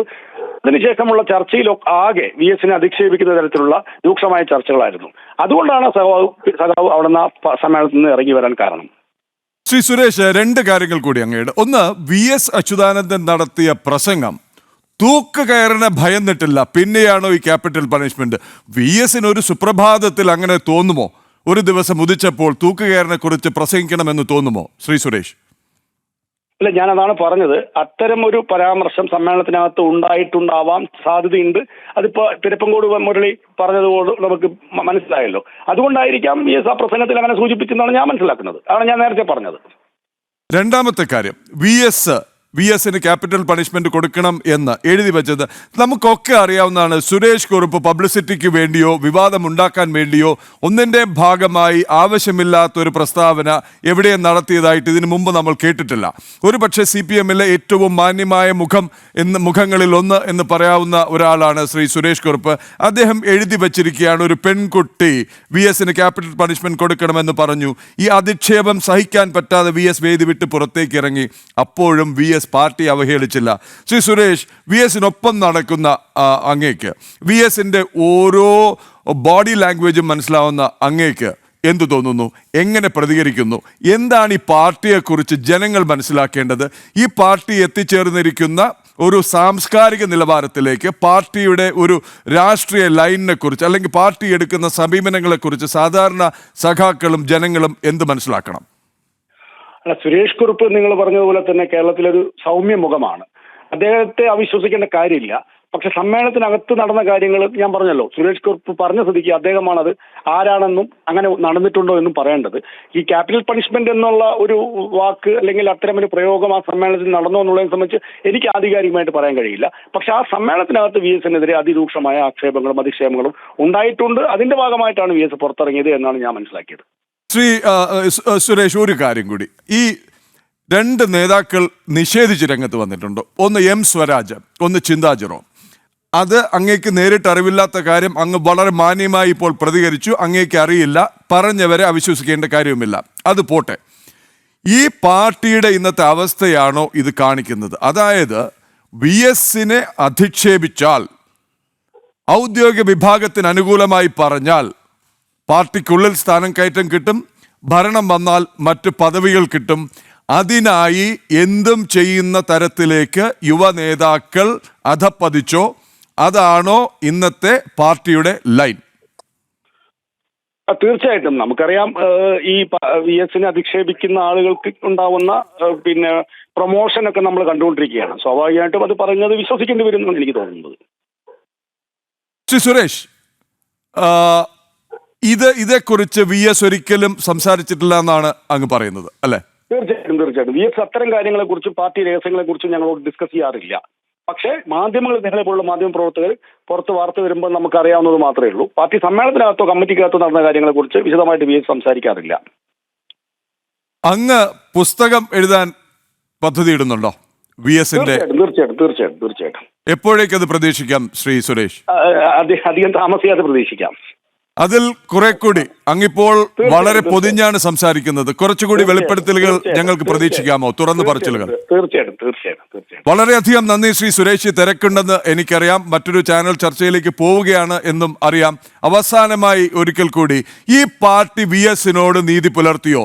ഈ പാർട്ടി നേതൃത്വം VS-ന് നീതി നൽകിയോ? നോക്കൂ, മരിച്ചു കഴിഞ്ഞ് AKG സെന്ററിൽ കിടത്തുന്നതോ പാർട്ടി പതാക പുറപ്പിക്കുന്നതോ മുഷ്ടി ചുരുട്ടി അഭിവാദ്യം അർപ്പിക്കുന്നതോ അല്ല, അതിനപ്പുറം ബസ്സിൽ വിലാപയാത്രയായി ആലപ്പുഴയിലേക്ക് കൊണ്ടുപോകുന്നതല്ല. ഈ പാർട്ടി VS എന്ന നേതാവിനോട്, VS-ന്റെ ചിത്രം വച്ചാണ് ഇക്കുറിയും പാർട്ടി അധികാരത്തിലെത്തിയത്. വ്യക്തിപൂജ പാടില്ല എന്ന് നിഷ്കർഷിക്കുന്ന പാർട്ടി VS-ന്റെ പടം വച്ച് പ്രചാരണം നടത്തി. അതിനു മുമ്പും അതിനുശേഷവും അതില്ല. ഈ നേതാവിന് സീറ്റ് നിഷേധിച്ചു. അണികളുടെ വികാരം മുമ്പെങ്ങും ഉണ്ടായിട്ടില്ലാത്ത വിധം, പ്രത്യേകിച്ച് ഈ CPM-നെ പോലൊരു കാഡർ പാർട്ടിയിൽ ഉണ്ടായിട്ടില്ലാത്ത വിധം പൊട്ടിയപ്പോൾ നിവൃത്തിയില്ലാതെ കേന്ദ്ര നേതൃത്വത്തിനടക്കം പോളിറ്റ് ബ്യൂറോയ്ക്കും CC-ക്കും അടക്കം വഴങ്ങേണ്ടി വന്നു. പാർട്ടി VS-നോട് നീതി പുലർത്തിയോ? അല്ല, അതിലപ്പുറം VS-ന്റെ 21-ന് VS മരിച്ച ശേഷം 23 വരെയുള്ള ഒഴുകിയ ജനസഹസ്രങ്ങളാണ് VS-ന്റെ പ്രത്യയശാസ്ത്രത്തോടും VS-ന്റെ നിലപാടിനോടും VS-ന്റെ മൂല്യങ്ങളോടും VS-ന്റെ രാഷ്ട്രീയത്തോടും വിശ്വാസമുള്ള ആളുകളാണ് ഒഴുകിയെത്തിയത്. സ്വാഭാവികമായിട്ടും നമുക്കറിയാം, VS-നെ വിശ്വാസമുള്ള ആയിരക്കണക്കിന് ആളുകൾ കേരളത്തിൽ ഉണ്ടെന്നും 6 വർഷം മുമ്പ് സജീവ രാഷ്ട്രീയത്തിൽ നിന്ന് പിന്നോട്ട് പോയ ഒരു സഖാവിനെ കാണാൻ ആയിരക്കണക്കിന് ആബാധിവൃത ജനങ്ങൾ കേരളത്തിന്റെ തെരുവോരങ്ങളിൽ പാതയോരങ്ങളിൽ ഒഴുകിയെത്തെങ്കിൽ അത് VS-ന്റെ രാഷ്ട്രീയ വിജയം തന്നെയാണ്. മരിച്ച VS ജീവിച്ചിരുന്ന VS-നേക്കാളും ശക്തനാണെന്ന് തെളിയിച്ചു കഴിഞ്ഞതാണ്. വളരെയധികം നന്ദി ശ്രീ A. സുരേഷ്. ഈ തിരക്കിനിടയിലും വീണ്ടും നമുക്ക് കാണാം. ഡോക്ടർ ജയരാജ് അങ്ങ് തുടക്കത്തിൽ ഇല്ലായിരുന്നു. 40 മിനിറ്റോളമായി എഡിറ്റേഴ്സ് ചോയ്സ് തുടങ്ങിയത്. വളരെ ചുരുക്കി 2 കാര്യങ്ങൾ. ഈ VS-ന് വിട നൽകിയിട്ട് ദിവസങ്ങളേ ആയിട്ടുള്ളൂ കേരളം പാർട്ടിയും. പക്ഷേ ഇപ്പോൾ ശ്രീ പെരുപ്പങ്കോട് മുരളിയും ശ്രീ സുരേഷ് കുറുപ്പും ചില വെളിപ്പെടുത്തലുകൾ നടത്തിയിരിക്കുന്നു. ഒന്ന്, പെരുപ്പങ്കോട് മുരളി പറഞ്ഞത് അങ്ങ് കണ്ടു കാണും, ഞാൻ ആ വാർത്ത വീണ്ടും ആവർത്തിക്കുന്നില്ല. അതേക്കുറിച്ച് വന്ന വിമർശനങ്ങൾ എന്ന് പറയുന്നത് ഇതാണോ ഈ പാർട്ടിയുടെ ശൈലി എന്നുള്ളതാണ്. പാർട്ടിയിലെ അഭിപ്രായ വ്യത്യാസങ്ങളുണ്ടാവാം, രാഷ്ട്രീയ അഭിപ്രായ വ്യത്യാസങ്ങളുണ്ടാവാം. VS-നെ പോലൊരു നേതാവിന് ക്യാപിറ്റൽ പണിഷ്മെന്റ് കൊടുക്കണം എന്ന് പറയുന്ന രീതിയിലേക്ക് ഈ പാർട്ടി അധപ്പതിച്ചോ? ഡോക്ടർ ജയരാജ്.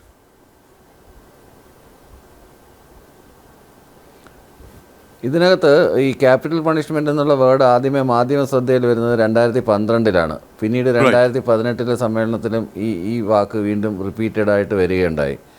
ഇതിനകത്ത് ഇങ്ങനെ ഒരു പ്രഖ്യാപനം നടന്നിട്ടുണ്ടോ അല്ലെങ്കിൽ ഇങ്ങനെ ഒരു ചർച്ച നടത്തിയിട്ടുണ്ടോ എന്ന് അറിയാനായിട്ട് നമുക്കുള്ള ഏക മാർഗം എന്ന് പറയുന്നത് പാർട്ടി സമ്മേളനത്തിൻ്റെ മിനിറ്റ്സ് എടുത്ത് പരിശോധിക്കുക എന്നുള്ളതാണ്. CPM പോലുള്ളൊരു പാർട്ടിയിൽ അതെന്തായാലും സാധ്യമല്ലാത്തത് കാരണം അതിനകത്ത് പങ്കെടുത്ത നേതാക്കന്മാരും പറയുന്ന അഭിപ്രായം മാത്രമേ നമുക്കല്ലാതെ നമ്മൾ പുറത്ത് നിൽക്കുന്ന സ്പെക്ടേറ്റേഴ്സാണ്, നമുക്കറിയാൻ പറ്റില്ല എന്താണ് അവിടെ നടന്നതെന്നുള്ളത്. അപ്പോൾ ഇതിനകത്ത് 2 പേര്, സുരേഷ് കുറുപ്പിനെ പോലെ ഒരാൾ, അതുപോലെ പെരുപ്പൻകോട് മുരളിയെ പോലെയുള്ള ഒരാളും ഇങ്ങനെ നടന്നിട്ടുണ്ട് എന്ന് പറയുന്നു. അതിനുശേഷം പിന്നീട് V. ശിവൻകുട്ടിയും കടകംപള്ളി സുരേന്ദ്രനും അതിനെ എതിർത്ത് പറയുന്നു. ഇതാണ് ഇന്നത്തെ രാഷ്ട്രീയ സാഹചര്യം. പക്ഷേ നമ്മൾ എടുത്ത് പരിശോധിക്കേണ്ടുന്ന ഒരു പ്രധാനപ്പെട്ട വസ്തുത, ഈ വിമർശനം ഇവിടെ കൊണ്ടുവന്നതിനകത്ത് ആർക്കാണ് ഇതുകൊണ്ടുള്ള പ്രയോജനം? ഇതുകൊണ്ടുള്ള എന്തായാലും ഇടതുപക്ഷത്തിന് ഒരു പ്രയോജനം ഉണ്ടാകാൻ പോകുന്നില്ല. ഇടതുപക്ഷത്തിൻ്റെ സമ്മേളനങ്ങളിൽ വിമർശനങ്ങളുണ്ടാവും, സ്വയം വിമർശനങ്ങളുണ്ടാവും. അതിനകത്ത് സീനിയർ നേതാവെന്നോ ജൂനിയർ നേതാവെന്നോ ഒന്നുമില്ലാത്ത രീതിയിൽ വളരെ രൂക്ഷമായ വിമർശനങ്ങൾ, വളരെ DYFI സമ്മേളനങ്ങൾ തൊട്ടേ അത്തരത്തിലുള്ള വിമർശനങ്ങളുണ്ടാവും.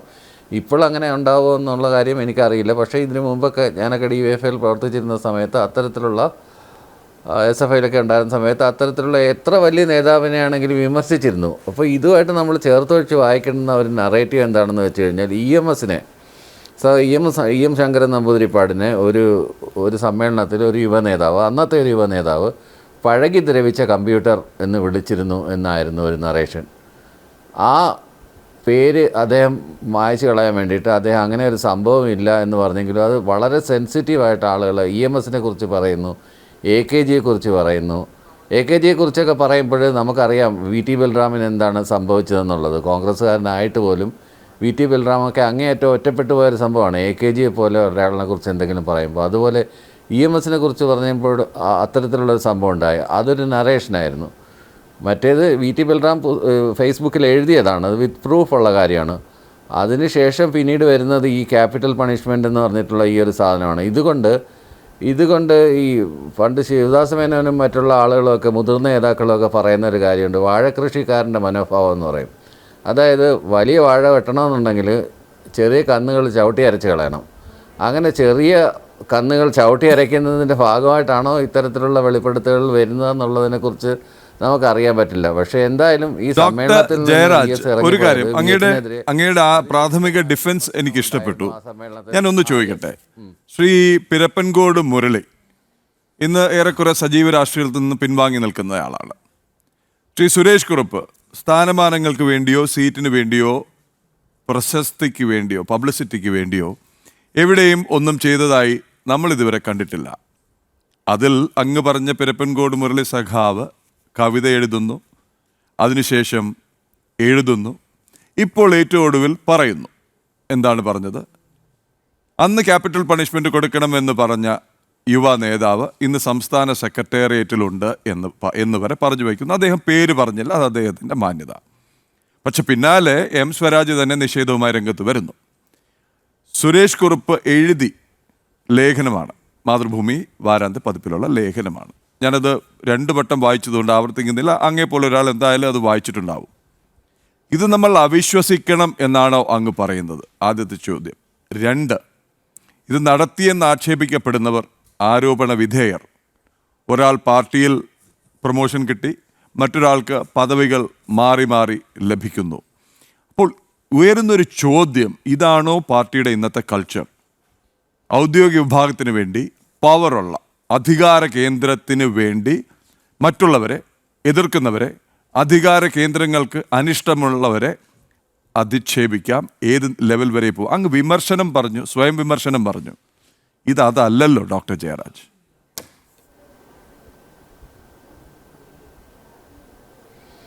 ഇതിനകത്ത് അതിരൂക്ഷമായ രീതിയിലുള്ള സമ്മേളനങ്ങളിൽ പങ്കെടുത്തിട്ടുള്ള ഒരു പാർട്ടിയുടെ ചട്ടക്കൂട് അറിയാവുന്നവർക്കറിയാം, സമ്മേളനത്തിൽ പങ്കെടുക്കുന്നവർ ഇതിലും അതിരൂക്ഷമായ രീതിയിലുള്ള വിമർശനങ്ങളൊക്കെ ഉണ്ടാവും. ആ സമ്മേളനം കഴിയുമ്പോൾ ആ പോയിന്റ് ക്ലിയർ ചെയ്യുമ്പോഴത്തേക്കും ആ വിമർശനങ്ങളൊക്കെ ഇല്ലാതാവുകയും പൊതുവായിട്ടുള്ളൊരു താല്പര്യത്തിലൊരു ഇത് പാസ്സാക്കുകയും ഇനി വരുന്ന പരിപാടികളൊക്കെ പ്ലാൻ ചെയ്യുകയും അങ്ങനെ ഭൂരിപക്ഷ ന്യൂനപക്ഷ അഭിപ്രായത്തിൽ മുന്നോട്ട് പോവുകയും ചെയ്യുകയാണ് സാധാരണഗതിയിൽ പാർട്ടി ചെയ്യുന്നത്. അത് സെൻട്രൽ കമ്മിറ്റി ആണെങ്കിലും ശരി, പോളിറ്റ് ബ്യൂറോ ആണെങ്കിലും ശരി, ഇങ്ങേയറ്റത്തെ ഒരു ബ്രാഞ്ച് സമ്മേളനം ആണെങ്കിൽ കൂടി അങ്ങനെ തന്നെയാണ് എടുക്കുന്നത്. ചിലപ്പോൾ വ്യത്യസ്ത അഭിപ്രായങ്ങളുണ്ടാകും, വ്യത്യസ്ത അഭിപ്രായങ്ങളുള്ളവർ വ്യത്യസ്ത അഭിപ്രായം എന്ന് രേഖപ്പെടുത്തി തന്നെ മുന്നോട്ട് പോകേണ്ട ഇതുണ്ട്. കൃത്യമായ സമ്മേളനങ്ങൾ നടത്തും, അതിനകത്തൊന്നും യാതൊരു രീതിയിലുള്ള കുറവും വരുത്താറില്ല. ആ സമ്മേളനങ്ങളിൽ വിമർശനം ഉണ്ടാവാറുണ്ട്, സ്വയം വിമർശനം ഉണ്ടാവാറുണ്ട്, ഒരു ഘട്ടത്തിലൊക്കെ വ്യക്തിയാധിഷ്ഠിത ആക്ഷേപങ്ങളും ഉണ്ടാവാറുണ്ട്. കാര്യം പലതരത്തിലുള്ള ആളുകളാണല്ലോ സമ്മേളനത്തിന്. അതൊന്നും ഇങ്ങനെ പറഞ്ഞതിനൊന്നും ഞാൻ ന്യായീകരിക്കുന്നില്ല. VS എന്ന് പറയുന്നത് കേരളത്തിലെ CPM-നെ സംബന്ധിച്ചിടത്തോളം ഏറ്റവും സുപ്രധാനമായ വ്യക്തിത്വമാണ്. അദ്ദേഹം ഒരുപാട് സമര പോരാട്ടങ്ങളിലൂടെ കേരളത്തിൻ്റെ കൂടെ നിന്ന ആളാണ്.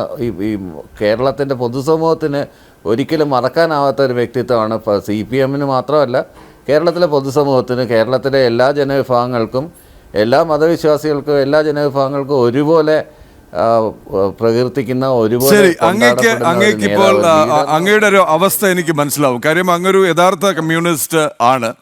അങ്ങേക്ക് ഇത് തള്ളാനും വയ്യ, കൊള്ളാനും വയ്യ, ഈ പറഞ്ഞത് അംഗീകരിക്കാൻ വയ്യ. പക്ഷെ അത് പറഞ്ഞു എന്നുള്ളത് അങ്ങേക്ക് തുറന്ന് വിമർശിക്കാനും നിവൃത്തിയില്ല. പറഞ്ഞത് VS-നെ കുറിച്ചായതുകൊണ്ട് ഞാൻ അങ്ങയിലേക്കും മറ്റതിഥികളിലേക്കും വരാം. ശ്രീ പാണ്ഡ്യാല ഷാജിയിലേക്ക് എനിക്ക് അടുത്ത് പോകേണ്ടതുണ്ട്. കാര്യം ഞാൻ ഈ പാർട്ടി ക്ലാസ്സിലൊന്നും പോയിട്ടില്ല, അതുകൊണ്ട് കുറച്ച് വിവരങ്ങൾ അദ്ദേഹത്തിൽ നിന്ന് ചോദിച്ച് അറിയാനുണ്ട്. എഡിറ്റേഴ്സ് ചോയ്സ് ചോദിച്ചത് വിഭാഗീയത വിടുന്നില്ലേ എന്നുള്ളതാണ്. ശ്രീ ഷാജി പാണ്ഡ്യാല, പാർട്ടി സമ്മേളനങ്ങളിൽ ബ്രാഞ്ച് തലം മുതൽ അങ്ങ് സംസ്ഥാന സമ്മേളനവും കോൺഗ്രസും വരെ ചർച്ചയുണ്ടാവും, വിമർശനമുണ്ടാവും, സ്വയം വിമർശനമുണ്ടാകും എന്നാണ് ഡോക്ടർ B ജയരാജ് പറഞ്ഞത്. അപ്പോൾ ഇതൊക്കെ വളരെ സ്വാഭാവികമാണ്. എനിക്കറിയില്ല, കാര്യം ഞാൻ ഈ പാർട്ടി സമ്മേളനങ്ങളിലൊന്നും പങ്കെടുത്തിട്ടില്ല. പാർട്ടി സമ്മേളനങ്ങൾ കവർ ചെയ്തിട്ടുണ്ട്, പാർട്ടി കോൺഗ്രസ് കവർ ചെയ്തിട്ടുണ്ട്. അപ്പോൾ ഇതൊക്കെ സാധാരണമാണ് എന്നാണോ പറഞ്ഞു വരുന്നത്?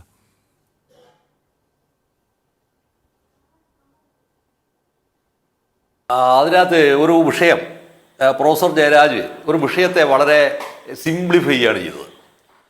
ഇവിടെ വരുന്ന ഏറ്റവും പ്രധാനപ്പെട്ട വിഷയം പാർട്ടി ബ്രാഞ്ച് തൊട്ട് പാർട്ടി കോൺഗ്രസ് വരെ നടക്കുന്ന സമ്മേളനങ്ങളിൽ വരുന്ന ചർച്ചകൾ സത്യത്തിൽ എന്തായത് പ്രത്യയശാസ്ത്രബന്ധിതമായ ചർച്ചകളാണ്. ഈ പ്രത്യയശാസ്ത്രബന്ധിതമായിരിക്കുന്ന ചർച്ചകളെ കൈയൊഴിയുകയും അതിനെ വിഭാഗീയത എന്ന പേരിലേക്കായി ഒരു ഓമന പേരിട്ട് വിളിക്കുകയും ചെയ്തതോടെ പാർട്ടി എന്ത് ചെയ്യുകയാണ്? പ്രത്യയശാസ്ത്രപരമായ ചർച്ചകൾക്ക് പൂർണ്ണ വിരാമം ഇടുകയാണ് ചെയ്തത്. ഈ പൂർണ്ണ വിരാമം ഇവിടെ വെച്ച് ആരംഭിക്കുന്നു. ഈ ആരംഭിക്കുന്നത് ഇപ്പോഴത്തെ കേരളത്തിലെ മുഖ്യമന്ത്രി പാർട്ടിയിൽ അധികാരം പിടിച്ചതോടുകൂടിയാണ് ഈ വിഷയം ചർച്ച ചെയ്യപ്പെടുന്നത്. അതുവരെ ഇത്തരത്തിലുള്ള അസംബന്ധങ്ങളെ ചർച്ച ചെയ്തിട്ടില്ല. കാരണം ഈ പറയുന്ന കേരളത്തിലെ മുഖ്യമന്ത്രി, അയാൾക്ക് പാർട്ടി എന്താണെന്ന് അറിയില്ല, സംഘടന എന്താണെന്ന് അറിയില്ല, പ്രത്യയശാസ്ത്രം എന്താണെന്ന് അറിയില്ല, മാർക്സിയൻ ഫിലോസഫിയെ കുറിച്ച് ബാലപാഠം പോലും അയാൾക്ക് അറിയില്ല. ഇതൊന്നും അറിയാത്ത ഒരാൾ അധികാരം പിടിച്ചപ്പോൾ കാണിച്ചിരിക്കുന്ന ഉന്മാദവും ഭ്രാന്തുമാണ്.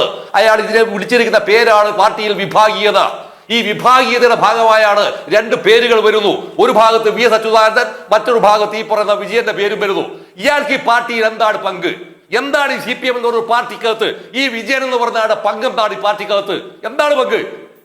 986 MBR പാർട്ടിയിൽ നിന്ന് പുറന്തള്ളപ്പെട്ടതിന് ശേഷം ഉറങ്ങിയിട്ട് കടക്കയിൽ വീണിരിക്കുന്ന ആളാണ് ഇയാൾ. അല്ലാതെ ഇയാളൊരു കേരള ഉണ്ടാക്കിയിട്ട് ഇതുവരെ ഇയാൾ നയിച്ചിരിക്കുന്ന സമരത്തിന്റെ പേര് പറയാമോ? ഒരു സമരത്തിന്റെ പേര് പറയാമോ നിങ്ങൾക്ക്? മറുഭാഗത്ത് വരുന്നു വിയാസ്, ഈ കേരളം കണ്ടിരിക്കുന്ന ഏറ്റവും വലിയ പ്രോജ്വലനായ സമരനായകൻ. 964 പാർട്ടി CPI അഭിയുക്ത കമ്മ്യൂണിസ്റ്റ് പാർട്ടി ഭിന്നിക്കുമ്പോൾ അതിനകത്ത് ഇറങ്ങി വന്നിട്ടുള്ള അവസാനത്തെ കണ്ണിയാണ് വേരറ്റ് പോയത്. അതോടെ ആ പാർട്ടിയുടെ പ്രത്യയശാസ്ത്രപരമായ രാഷ്ട്രീയ തർക്കങ്ങൾക്ക്, വിവാദങ്ങൾക്ക്, ചർച്ചകൾക്ക്, സംവാദങ്ങൾക്ക് ഷട്ടർ വീണിരിക്കുന്നു. ഈ ഷട്ടർ വീഴ്ത്തുന്നതിന്റെ മുന്നോടിയായിട്ടാണ് ഈ പറയുന്ന സാധനം വിഭാഗീയത വന്നു. അങ്ങനെ അവസാനം പറയുകയാണ് വിഭാഗീയത അവസാനിപ്പിച്ചു. എന്താണ് വിഭാഗീയത അവസാനിപ്പിച്ചത്? ഒറ്റ വിഷയത്തിലാണ്. VS അച്യുതാനന്ദനെ പ്രതിനിധീകരിക്കുകയോ അദ്ദേഹത്തോട് ഐക്യദാർഢ്യം പ്രഖ്യാപിച്ചിരിക്കുന്ന ആളുകളെ ഒന്നൊന്നായി ഇതിനകത്ത് സാക്ക് ചെയ്തു. ഈ സാക്ക് ചെയ്തതിന്റെ ഫലമായി ആ മനുഷ്യൻ എന്ത് ചെയ്തു? പിറകിൽ നിന്നും മുൻപിൽ നിന്നും മാറി കുത്തി. എന്നിട്ട് ഉളുപ്പില്ലാതെ ഈ കേരളത്തിലെ മുഖ്യമന്ത്രി ആയിരിക്കുന്ന ഇയാൾ ഇന്നലെയോ കഴിഞ്ഞ ദിവസം ഒരു പോസ്റ്റ് ഇട്ടു. ആ പോസ്റ്റ് എന്താണ് പറയുന്നത്? VS ഉജ്ജ്വലനായ സമര. ഉളുപ്പുണ്ടോ ഈ മനുഷ്യനെ സാരം ചെയ്യാൻ? ഉണ്ടോ? ഈ പറയുന്ന മനുഷ്യനെ കുറിച്ച് പുന്നപ്ര വയലാറിന്റെ ഭാഗമായി കോട്ടയത്ത് വെച്ച് കാലിന് ഏറ്റിരിക്കുന്ന ബാലറ്റ് കൊണ്ടുള്ള കുത്ത് അതൊരു സാധാരണ കുത്തല്ലല്ലോ. ആ കുത്തിന് ഇയാൾ പറഞ്ഞിരിക്കുന്ന സംഭവം എന്താ? ഒരു കുത്ത് കിട്ടി, അത്രയേ ഉള്ളൂ. എന്നാൽ ഇയാൾ അടിയന്തരാവസ്ഥയിൽ വാങ്ങിയിരിക്കുന്ന അടി എന്ന് പറഞ്ഞ സംഭവത്തിന് വല്ല ബടായി പറ്റല്ലേ ഇയാൾ ഇപ്പോഴും നടക്കുന്നത് അല്ലേ? ഇപ്പോഴും പറഞ്ഞ് നടക്കുന്ന സാധനമല്ലേ? അപ്പൊ ഇത്തരത്തിൽ അസംബന്ധങ്ങളായി പറഞ്ഞ് എന്നിട്ടോ ചരിത്രം എന്തെന്നറിയാത്ത VS സമരം നയിക്കുമ്പോൾ പിറന്നിട്ട് പോലും ഇല്ലാത്ത, അതായത് VS സമരം നയിക്കുന്ന ഘട്ടത്തിൽ ഈ വിളിച്ചിരിക്കുന്ന രണ്ടുപേർ, ആരോപണ വിധേയരാണെന്ന് പറയുന്ന രണ്ടുപേർ, ഈ രണ്ടുപേരുടെയും അച്ഛനും അമ്മയും വിവാഹം കഴിക്കണമെന്ന് പോലും വിചാരിക്കുന്ന കാലത്താണ് VS അച്യുതാനന്ദൻ പാർട്ടിയുടെ കൊടി പിടിച്ച് സമരം നടത്തുന്നത്. അതിനകത്തിരിക്കുന്ന ഒരാൾ ഈ രണ്ട് കക്ഷികൾ VS ക്യാബിനറ്റ് പരിപാടി നടത്തുകയാണ്. VS അത് ഓൺ ചെയ്തിട്ടാണ് പരസ്യമായി സമ്മേളനത്തിൽ വെച്ച് VS പറഞ്ഞു. ചില ആളുകൾ ഇങ്ങനെ പറഞ്ഞു, തൂക്കുകയറിന് ഭയക്കാത്തവരെ ഈ മാതിരി പ്രസ്താവന നടത്തി ഭയപ്പെടുത്തരുതെന്ന് പറഞ്ഞു. അത് പറയാതെ VS പറയുമോ?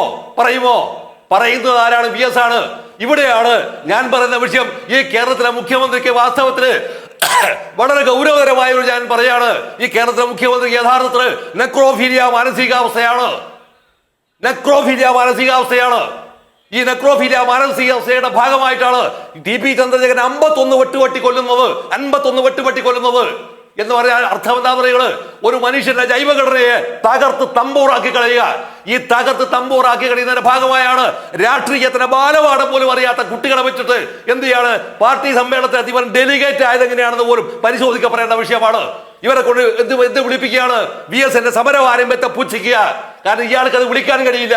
കാരണം ഇയാൾ സമരനായകനല്ല, ഒരു സമരവും നയിച്ചു എന്ന് പറഞ്ഞ രണ്ട് സമരമാണ്. അത് ഒരു സമരം പറയുന്നത് പെർളശ്ശേരി സ്കൂളിൽ നടത്തിയിരിക്കുന്ന സമരമാണ്. ഗർഭിണിയായിരിക്കുന്ന നമ്മുടെ ദേശാഭിമാനിയുടെ പഴയ മാനേജർ ആയിരിക്കുന്ന P അനന്താട്ടന്റെ ഭാര്യയും കൂടിയായിരിക്കുന്ന കാർത്തിയാനി ടീച്ചർ എന്നെ പഠിപ്പിച്ചില്ല പെർളശ്ശേരി സ്കൂളിൽ.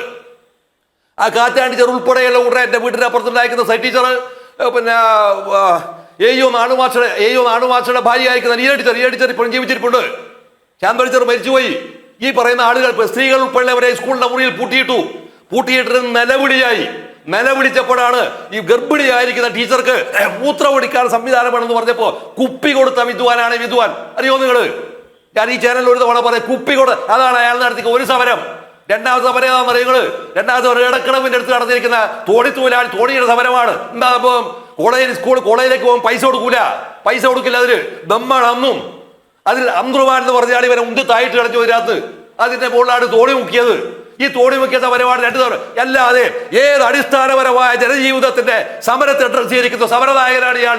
ഏത് സമരത്തെ ഇയാൾ പങ്കെടുത്തിട്ട് വിളിച്ചിരിക്കുന്ന ഏതെങ്കിലും വിളിച്ചിരിക്കും ജാഥയുടെ പേര് പറ. നിങ്ങൾ ബാക്കി സമരം ഇല്ലാതെ വിട്. നെഞ്ചിൽ തട്ടി പ്രകമ്പനം കുളിക്കുന്ന മുദ്രാവാക്യം വിളിച്ചിട്ടുണ്ടോ ഇയാള്? ഇതൊന്നും വിളിക്കാത്ത ആളാണ് ഇവിടെ വന്നിട്ട് എന്ത് പറയുന്നറിയോ? പ്രത്യയശാസ്ത്രപരമായ ഒരു വിഷയവും സംസാരിക്കാൻ പോലും അറിയാതെ അത് വിഭാഗീയത മാത്രമാക്കിയിട്ട് ഞാൻ ചുരുക്കിയതിന്റെ മഹാദുരന്തമാണ് വാസ്തവത്തിൽ ഇന്ന് ഈ പാർട്ടി അനുഭവിക്കുന്ന വിഷയം. ഏറ്റവും ഭീകരമായിരിക്കുന്ന വിഷയം അതാണത്. ഈ വിഷയത്തെ അഡ്രസ് ചെയ്യാതെ നമ്മൾ പാർട്ടി കോൺഗ്രസിനകത്തോ പാർട്ടി തമ്മിൽ ചർച്ച നടക്കാന്ന് പറയുമ്പോൾ ഈ ചർച്ച നടക്കുമ്പോൾ മൊത്തത്തിൽ എന്താ സത്യത്തിൽ നടക്കുന്ന സംഭവം എന്താണ്? ഈ പാർട്ടി നന്നാവണം എന്ന് ആഗ്രഹിക്കുന്ന ഒരു ചർച്ച നടത്തുന്ന എത്ര ആളുകൾ ഇതിനകത്തുണ്ട്? എത്ര ആളുകളുണ്ട് ഈ പാർട്ടിക്കകത്ത്?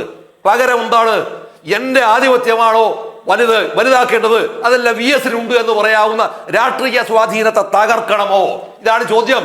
ആ തകർക്കണമെന്ന് പറയുന്ന സംഭവത്തിന്റെ ഭാഗമായി ഉണ്ടാക്കിയിരിക്കുന്ന വൃത്തികേടുകളാണ് വാസ്തവത്തിന് VS മുമ്പിലും പിറകിൽ നിന്നും കുത്തേറ്റ് ഇവിടെ ചോരവാർന്ന് വീണപ്പോൾ പോലും ആ വീഴ്ച എല്ലടോ ഞാൻ വീടില്ല, പകരം മഹാപുരുഷാരം എന്റെ പിറകിലുണ്ട് എന്ന് കാണിച്ചിരിക്കുന്ന സംഭവത്തിന്റെ ഭാഗമായാണ് അയാൾ കഴിഞ്ഞ ദിവസം ഇട്ടിരിക്കുന്ന പോസ്റ്റ്. ആ പോസ്റ്റ് മാത്രം എന്താണെന്നറിയോ? ഈ ബഹുജന സഞ്ചയം കണ്ട് ഭയന്നിരിക്കുന്ന ഒരു ഭീരുവിന്റെ വിഭ്രാന്തമായ മനസ്സിന്റെ പ്രകടീകരണമാണ് വാസ്തവത്തിൽ ആ പോസ്റ്റ്. അല്ലെന്ന് പ്രൊഫസർ ജയരാജ് എന്നോട് പറയട്ടെ എന്നോട്. നമ്മൾ കാണേണ്ട വിഷയം ഞാൻ ഇത്ര വികാരപരമായി പറയേണ്ട കാര്യം എന്താ പറയുന്നത്? ഒറ്റ വിഷയം കൊണ്ട് മാത്രമാണ്. VS എന്ന് പറയുന്ന ഒരാള് നിങ്ങൾക്ക് ആർക്കും കോട്ടിയടിക്കാനുള്ള ഒരാളല്ല അല്ല. VS ഞാൻ CMPയുടെ പ്രവർത്തനമായിരിക്കുന്ന VS ഞങ്ങൾ നഗശികാരന്റെ വേറെ വിഷയമാണ്. പക്ഷേ 5 നയാ പൈസ കറപ്ഷൻ ആരോപണം ഇന്നേ വരെ VS-നെതിരെ ഉന്നയിക്കാൻ പറ്റിയിട്ടില്ല. എന്നാൽ VS-നെതിരെ ഏറ്റവും ജഗുപ്സാവകമായിരിക്കുന്ന ഒരു പ്രസ്താവന നടത്തുന്ന ആളുണ്ടല്ലോ ഇന്ന് ഈ കേരളത്തിലെ മന്ത്രിസഭക്കകത്ത് ഇല്ലേ, കൊട്ടാരക്കരയിലുള്ള. അതിന് VS-ന് മറുപടി കൊടുക്കാൻ VS-ന് മറുപടി കൊടുക്കണം എന്ന് ആവശ്യപ്പെട്ടപ്പോ VS അപ്പോഴും പറഞ്ഞിരിക്കുന്ന ഒരു സ്റ്റേറ്റ്മെന്റ് ഉണ്ട്. ആ സ്റ്റേറ്റ്മെന്റ് എന്താ? നെല്ലിയാമ്പതിയിലുള്ള കുടിയിറക്ക് വിഷയത്തിനകത്ത് അയാൾ കൃത്യമായിരിക്കും രാഷ്ട്രീയ നിലപാട് എടുത്തിട്ടുണ്ട്. ആ രാഷ്ട്രീയ നിലപാട് ശരിയായ നിലപാടാണ്. അതുകൊണ്ട് ഞാനുമായുള്ള വ്യക്തിപരമായ വിഷയമാക്കിയതിന് ചുരുക്കരുത്. അവിടെയാണോ ഈ VS-ന്റെ ഗിരിമ? അതാണ് VS-ന്റെ ഗിരിമ. ഈ മനുഷ്യനാണെങ്കിൽ എന്ത് ചെയ്യും? അത് വ്യക്തിപരമായ വിഷയമായി കാണും. അയാൾ സർവ്വതും വ്യക്തിപരമായി കാണുകയാണ്. അതാണ് ഞാൻ പറഞ്ഞത്, നെക്രോഫീലിയ മാനസിക രോഗിയാണ് അയാൾ എന്ന ആക്ഷേപം ആരെങ്കിലും ഒരാൾ ഈ മുഖ്യമന്ത്രിക്ക് ഉന്നയിച്ചാൽ കേസ് കൊടുക്കാൻ പോലും കഴിയില്ല. കാരണം ശാരീരികമായി സമ്പൂർണ്ണമായി തകർക്കപ്പെട്ട മനുഷ്യനാണ് ഞാൻ, ജീവിക്കുന്ന ഞാൻ. അതുകൊണ്ട് ചരിത്ര ക്ഷുഭിതനായും വികാരപരമായും പറഞ്ഞത് അതുകൊണ്ടാണ് ഞാൻ. അതുകൊണ്ട് ഇത്തരത്തിലുള്ള വിഷയങ്ങളെ അഡ്രസ് ചെയ്യാതെ പ്രത്യയശാസ്ത്രപരമായ വിഷയങ്ങളെ മുഴുവൻ മാറ്റിവെക്കുക. ഞാൻ പറഞ്ഞു വെക്കട്ടെ, ഈ കേരളത്തിലെ വടക്കൻ കേരളം മുതൽ തെക്കൻ കേരളത്തിൽ വരാവുന്ന വികസനത്തിന്റെ ഭാഗമായ റോഡുകൾ സർവ്വതും തകർന്നില്ലേ? ഈ തകർന്ന് കേട്ടത് VS എന്താണ് പറഞ്ഞത്? VS പറഞ്ഞത് എന്താണ്? ഭൂമി എന്തല്ല, ഭൂമി എന്ന് പറഞ്ഞ സാധനം എന്തല്ല, അത് മനുഷ്യനിർമ്മിതമായ ഒന്നല്ല ഈ ഭൂമി. പകരം എന്താണ്? അത് ഈ പ്രകൃതിയുടെ ഭാഗമായുള്ള സാധനമാണ്. അതുകൊണ്ട് അതിനെ കൊല്ലരുത്. ആവർത്തിച്ചു പറഞ്ഞു കൊല്ലരുത്. ഈ കൊല്ലരുത് പറഞ്ഞപ്പോഴാണ് വികസനം അതിന്റെ ഭാഗമായി ഉണ്ടാക്കിയിരിക്കുന്ന സമസ്ത റോഡുകളും തകർന്നു ഇല്ലേ? എന്റെ വീട്ടിന്റെ അടുത്ത് പാണ്ഡ്യാലമുക്ക്, ആ പാണ്ഡ്യാലമുക്കിലെ 12 ഏക്കർ സ്ഥലത്ത് 15 കെട്ടിടമാണ് വരുന്നത്. ഞാൻ അങ്ങയിലേക്ക് വരാം. അഡ്വക്കേറ്റ് TS ഉല്ലാസ് ബാബു, ഇടയ്ക്ക് നഷ്ടപ്പെട്ടിരുന്നു ആ സൂം ലിങ്ക്. ഈ പ്രത്യയശാസ്ത്രപരമായ ചർച്ചയാവാം, സ്വയം വിമർശനം തുടങ്ങിയ ന്യായീകരണങ്ങൾ ഡോക്ടർ ജയരാജ് പറഞ്ഞു. അതിനെ വളരെ ശക്തമായിട്ട് ഷാജി പാണ്ഡ്യാല ഖണ്ഡിച്ചു. എനിക്ക് അങ്ങേക്ക് ചോദിക്കാനുള്ളത്, ഉപയോഗിച്ച വാക്കുകൾ VS-നെതിരെ നടപടി വേണം, VS-നെ പുറത്താക്കണം, VS-നെ താക്കീത് ചെയ്യണം എന്നല്ല, ക്യാപിറ്റൽ പണിഷ്മെന്റ് കൊടുക്കണം എന്ന് 2 ഘട്ടത്തിൽ 2 യുവനേതാക്കൾ പറയണമെങ്കിൽ അതല്ലേ ആ ഭാഷയല്ലേ നമ്മൾ ചർച്ച ചെയ്യേണ്ടത്? ഇതല്ലേ KK രമ പറഞ്ഞത്? TP-യെ കൊന്നത് VS-നുള്ള താക്കീതായിരുന്നു എന്ന്. ആ വാചകം KK രമ പറഞ്ഞത് TP വധം VS-നുള്ള താക്കീതായിരുന്നു എന്ന്. അതുമായിട്ട് ചേർത്ത് വെച്ച് ഇതിനെ കാണണ്ടേ അഡ്വക്കേറ്റ് TS ഉല്ലാസ് ബാബു? ഈ പാർട്ടിയുടെ ശൈലി. നമ്മളൊരു വിഷയം ചർച്ച ചെയ്യുമ്പോൾ നമ്മളൊരു കാര്യം മനസ്സിലാക്കേണ്ടത്, ഒരു പാർട്ടി ആ പാർട്ടിയുടെ നേതാവിനോട്, അത് നിങ്ങൾ ആദ്യം തന്നെ സംസാരിച്ചല്ലോ, അദ്ദേഹം ഒരു കേരളം കണ്ടതിൽ വെച്ച് ഏറ്റവും മികച്ച CM ആണെന്ന് പറയുന്നില്ല, കേരളം കണ്ടതിൽ വെച്ച് ഏറ്റവും വലിയ രാഷ്ട്രീയക്കാരാണെന്ന് പറയുന്നില്ല എന്നൊക്കെ പ്രദീപ് പറഞ്ഞു. അദ്ദേഹം ഒരു ജനകീയ നേതാവായിരുന്നു, ഒരു സംശയമില്ലാത്ത കാര്യമാണ്. അപ്പൊ ഒരു ജനകീയനായിട്ടുള്ള നേതാവിനെ സംബന്ധിച്ചിടത്തോളം ആ പാർട്ടിക്കകത്ത് തിരുത്തൽ ശക്തിയാകാൻ അദ്ദേഹം ശ്രമിച്ചിട്ടുണ്ടാകും. ശ്രമിക്കുന്ന സമയത്ത് അദ്ദേഹത്തെ കൈകാര്യം ചെയ്ത രീതി തന്നെയാണ് ആദ്യത്തെ ചർച്ചയിൽ ഞാൻ പറഞ്ഞത്. ആ കൈകാര്യം ചെയ്ത രീതി ഇദ്ദേഹത്തിന്റെ നിലപാടാണ്. ആ നിലപാടിനോടൊപ്പം ഇടതുപക്ഷത്തിലെ നിരവധി രാഷ്ട്രീയ നേതാക്കന്മാർ നിന്നിട്ടുണ്ട്. ഒരു പാർട്ടിയിൽ അവരുടെ സമ്മേളനത്തിൽ എന്ത് തീരുമാനമെടുക്കുന്നു എന്ന് ആ പാർട്ടിയുടെ ആളുകളാണ് തീരുമാനിക്കുക. അതിൽ BJPക്ക് റോളൊന്നുമില്ല. പക്ഷെ ഒരു പാർട്ടിയുടെ മുതിർന്ന കാര്യകർത്താവിനോട് ഒരു തീരുമാനമെടുക്കുന്ന സമയത്ത് അത് മരണവുമായി ബന്ധപ്പെടുന്നു, അല്ലെങ്കിൽ കൊലപാതകവുമായി ബന്ധപ്പെടുന്നു, അല്ലെങ്കിൽ തൂക്കിക്കൊല്ലലുമായി ബന്ധപ്പെടുത്തണം എന്ന് പറഞ്ഞിട്ടുണ്ട് എങ്കിൽ, അങ്ങനെ സമ്മേളനത്തിൽ ആളല്ലാത്തതുകൊണ്ട് എനിക്ക് അതിനെ കുറിച്ച് അറിയില്ല, അങ്ങനെ പറഞ്ഞിട്ടുണ്ട് എങ്കിൽ KK രമ പറഞ്ഞ പോലെ TP ചന്ദ്രശേഖരനെ വധിച്ചത് VS-നോട് ഭാവിയിൽ താങ്കൾക്കും ഇതായിരിക്കും അവസ്ഥ എന്ന് ഓർമ്മപ്പെടുത്തലാണ് എങ്കിൽ അവിടെ തന്നെയാണ്. അതുതന്നെയാണല്ലോ BJPയും സംഘപരിവാറും കാലഘട്ടങ്ങളായി പറഞ്ഞുകൊണ്ടിരിക്കുന്നത്. ഇടതുപക്ഷ രാഷ്ട്രീയത്തിൽ ക്രിമിനൽ സ്വഭാവമുള്ള വ്യക്തിയാണ് പിണറായി വിജയൻ. മറ്റുള്ളവരെ കൊന്നു തള്ളുന്നതിൽ ഒരു ഭയവും വിഷമവും കൂടാത്ത വലിയൊരു നേതാക്കന്മാരുടെ നിര തന്നെ ഇടതുപക്ഷ രാഷ്ട്രീയ സംവിധാനത്തിന്റെ മുഖ്യധാരയിലുണ്ട്. അത് പൊതുസമൂഹത്തിന് ദോഷകരമാണ്. മരണം അല്ലെങ്കിൽ കൊലപ്പെടുത്തുക എന്ന് പറയപ്പെടുന്നത് അവർക്ക് പൂ പറിക്കുന്ന ലാഘവത്തോടു കൂടി ചെയ്യുന്ന പ്രവൃത്തിയായി അവർ കാണുന്നു. അവരുടെ രാഷ്ട്രീയ ശൈലിയിൽ അങ്ങനത്തെ ഒരു നിലപാടുണ്ട്. അത് തെറ്റാണ്. അവനവന്റെ രാഷ്ട്രീയ നേതാക്കന്മാരോടും കാണിക്കാൻ അവർ തയ്യാറായിരുന്നു എന്നുള്ള സൂചനയാണ് നമ്മൾ ആ ചർച്ച ചെയ്യുന്ന സമയത്ത്.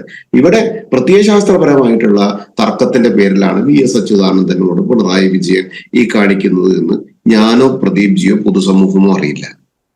അവന്റെ മേലെ VS പോകുന്നു. അദ്ദേഹം ജനകീയ അടിത്തറയിൽ VS അച്യുതാനന്ദന് കൂടുതൽ അടിത്തറയുണ്ടാകുന്നു. അപ്പോ പതുക്കെ ചിറക് വെട്ടി കടവെട്ടാൻ നോക്കി.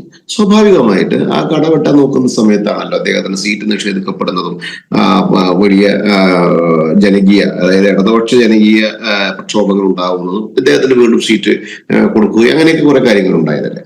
അപ്പൊ സ്വാഭാവികമായിട്ട് ഇദ്ദേഹത്തെ വെട്ടാൻ വലതും ഇടത്തൊക്കെ നോക്കി ആ ആ വ്യക്തിപരമായിട്ടുള്ള അമർഷം, ആ വ്യക്തി വിരോധം, അത് ഏത് രാഷ്ട്രീയ പാർട്ടിയിലായാലും അത് അത്ര നല്ലതല്ല. നമുക്ക് നിങ്ങളുമായിട്ട് ആശയപരമായിട്ട് നേരിടാം. അവർ ഒരേ പ്രത്യയശാസ്ത്രമായിട്ടാണ് മുന്നോട്ട് പോകുന്നതെങ്കിൽ ആ പ്രത്യയശാസ്ത്രത്തിൽ നമുക്ക് സംവാദം നടത്താം. പക്ഷെ അതിന് വ്യക്തിപരമായിട്ട് എടുക്കുകയും അതിനെ വ്യക്തി വിരോധമായി തീർക്കുകയും ആ വ്യക്തിയുടെ തന്നെ ഇല്ലാതാക്കണമെന്നുള്ള അജണ്ടയിലേക്ക് പോകുമ്പോഴും അതൊരു മാനസിക അല്ലെങ്കിൽ ഒരു മനോനില തെറ്റുന്ന നിലപാടാണ് എന്നുള്ളതാണ് നമുക്കുള്ളത്. പിണറായി വിജയനെ മനോനില തെറ്റി തുടങ്ങിയിട്ട് കുറെ കാലമായി, സമൂഹം അത് അനുഭവിച്ചു തുടങ്ങിയിട്ട് കുറെ കാലമായി. BJPയും സംഘപരിവാറും ഇദ്ദേഹത്തിന്റെ ഈ ക്രൂരമായ മനസ്സിന്റെ ഉടമ എന്നുള്ളത് കൃത്യമായി പറഞ്ഞിട്ടുള്ളതാണ്. അന്നൊക്കെ എല്ലാവരും പൂജ ചെയ്യുന്ന, അവർ തന്നെ അതിനെ അംഗീകരിക്കുന്നു എന്നും മാത്രം.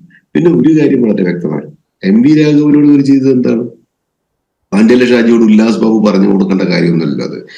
ആ ചെയ്ത് പിന്നെ എന്താ വെച്ചാൽ നികേഷ് എന്ന് പറയപ്പെടുന്ന മകൻ തിരിച്ചെന്താണ് ചെയ്തതെന്ന് വെച്ചാൽ അത് വേറെ, നമ്മളിപ്പോ വിഷയത്തിലേക്ക് പോകുന്നില്ല. അപ്പൊ ഇവരുടെ നിലപാടുകളൊക്കെ അങ്ങനെയായിരുന്നു. ഇവരുടെ ആശയത്തോട് എതിർത്താലും ഇവരുടെ ആശയത്തോട് അനുകൂലിച്ചാലും ഇവരുടെ അണികളൊന്ന് കൂടുതൽ ജയ് വിളിച്ചാൽ, അണികളൊന്ന് കൂടുതൽ ബഹുമാനിച്ചാൽ, ഒന്ന് ജനകീയനായി മാറിയാൽ, ഒന്ന് കൈ കൂടുതൽ ഉയർത്തിയാൽ, അത് തന്നേക്കാൾ മേലെയാകുമെന്ന് പിണറായിക്ക് തോന്നിയാൽ അവൻ ഈ ഭൂമിയിൽ ഉണ്ടാകരുത് എന്നുള്ള നിലപാടാണ്. അത് വളരെ ക്രൂരവും ക്രിമിനലുമായിട്ടുള്ള ഒരു സ്വഭാവത്തിന്റെ ശൈലിയായിട്ടാണ് എനിക്ക് ഫീൽ ചെയ്യുന്നത്. ആ രാഷ്ട്രീയ പാർട്ടിയിൽ എന്ത് നടക്കുന്നു എന്നുള്ളത് തീരുമാനിക്കേണ്ടതോ ചെയ്യേണ്ടതോ അല്ലെങ്കിൽ അതിൽ തീരുമാനം എടുക്കേണ്ട ഒരു പാർട്ടിയല്ല BJPയും BJPയുടെ പ്രതിനിധിയായി ഞാനും. പക്ഷെ VS എന്ന് പറയപ്പെടുന്ന ഒരു സീനിയർ ലീഡറിനെ സംബന്ധിച്ചിടത്തോളം, ഒരു ജനകീയനെ സംബന്ധിച്ചിടത്തോളം ഇടതുപക്ഷം കൈകാര്യം ചെയ്ത രീതിയും ഇടതുപക്ഷം കൊണ്ടുനടന്ന രീതിയും ഇടതുപക്ഷം അർഹിച്ച പരിഗണന കൊടുത്തിട്ടില്ല എന്ന് പൊതുപ്രവർത്തകൻ എന്ന രീതിയിൽ എനിക്ക് അഭിപ്രായമുണ്ട്. അഭിപ്രായം നിങ്ങളുമായി പങ്കുവെക്കുന്നു. റൈറ്റ്. ഡോക്ടർ ജയരാജ്, അതിരൂക്ഷമായിരുന്നു ഷാജി പാണ്ഡ്യാലയുടെ വിമർശനങ്ങൾ. അഡ്വക്കേറ്റ് ഉല്ലാസ് ബാബു ചൂണ്ടിക്കാട്ടിയതും ആ ഒരു ശൈലിയെക്കുറിച്ചാണ്. ഒന്ന് പറഞ്ഞ് രണ്ടാമത്തതിന് നേതൃത്വത്തെ എതിർത്താൽ, അധികാര കേന്ദ്രത്തെ എതിർത്താൽ പിന്നെ ഉണ്ടാകുന്ന പരാമർശം, അങ്ങ് പറയുന്ന വിമർശനം എന്ന് പറയുന്നത് ക്യാപിറ്റൽ പണിഷ്മെന്റ് എന്നുള്ള ഭാഷയാണ്. നോക്കൂ, വളരെ വലിയ പ്രത്യയശാസ്ത്രപരമായ ഭിന്നതയെക്കുറിച്ച്, രാഷ്ട്രീയ നിലപാടിനെക്കുറിച്ച്, അല്ലെങ്കിൽ സ്വീകരിക്കേണ്ട ലൈനിനെക്കുറിച്ച് ഒക്കെ ഭിന്നതയുണ്ടായപ്പോൾ ഒരു സംഘം ഇറങ്ങിപ്പോയി അവിഭക്ത കമ്മ്യൂണിസ്റ്റ് പാർട്ടിയിൽ നിന്ന്. അന്നു തൊട്ടിങ്ങോളം അങ്ങേക്ക് ഞാൻ പറഞ്ഞു തരേണ്ട കാര്യമില്ല, പാർട്ടിക്കകത്ത് ചർച്ച നടക്കുന്നത് അങ്ങ് എനിക്ക് പറഞ്ഞു തന്നതാണ്. ഈ ഭാഷ ഉപയോഗിക്കുന്നത് ഏത് ശൈലിയുടെ ഭാഗം, എന്നു മുതൽ, ആര് കാരണം? ഡോക്ടർ ജയരാജ്.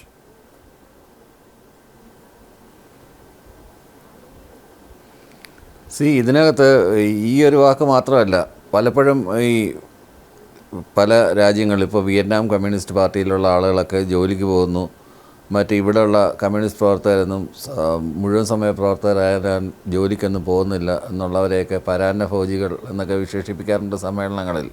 അപ്പോൾ അതിനൊക്കെ കൃത്യമായ മറുപടിയും നൽകാറുണ്ട്. ഇപ്പോൾ ഇങ്ങനെ ഒരു പരാമർശം നടന്നിട്ടുണ്ടോ ഇല്ലയോ എന്നുള്ള കാര്യത്തിനെക്കുറിച്ച് നമുക്ക് ആധികാരികമായൊന്നും പറയാൻ പറ്റില്ല. കാരണം എന്ന് വെച്ച് കഴിഞ്ഞാൽ സുരേഷ് കുറുപ്പിനെയും സഖാവ് പിരപ്പൻകോട് മുരളിയെയും നമുക്ക് വൗച്ച് ചെയ്യാൻ പറ്റില്ല. അതുപോലെ തന്നെയാണ് മറ്റുള്ളവരെയും. ഇതിനകത്ത് നടന്നിട്ടുള്ള എന്താണെന്ന് അറിയാതെ നമ്മൾ അതിനെക്കുറിച്ച് അഭിപ്രായം പറയുന്നത്, നേരത്തെ VSൻ്റെ സന്തത സഹചാരിയായിരുന്ന അദ്ദേഹത്തിൻ്റെ സെക്രട്ടറി നേരത്തെ പറഞ്ഞതുപോലെ നമുക്കതിനെക്കുറിച്ച് ആധികാരികമായ ഒരു അഭിപ്രായം പറയാനായിട്ട് ഇല്ല. പിന്നീട് രണ്ട് പ്രധാനപ്പെട്ട കാര്യങ്ങളാണ്. ഞാനൊരു മനഃശാസ്ത്രാധ്യാപകനും മനഃശാസ്ത്രജ്ഞനും കൂടിയാണ്. അതുകൊണ്ട് തന്നെ ഏതൊക്കെ മനോരോഗങ്ങളുടെ പേര് ശ്രീ പാണ്ഡ്യാല ഷാജിയുടെ പരാമർശിച്ച് ഞാൻ കേട്ടു.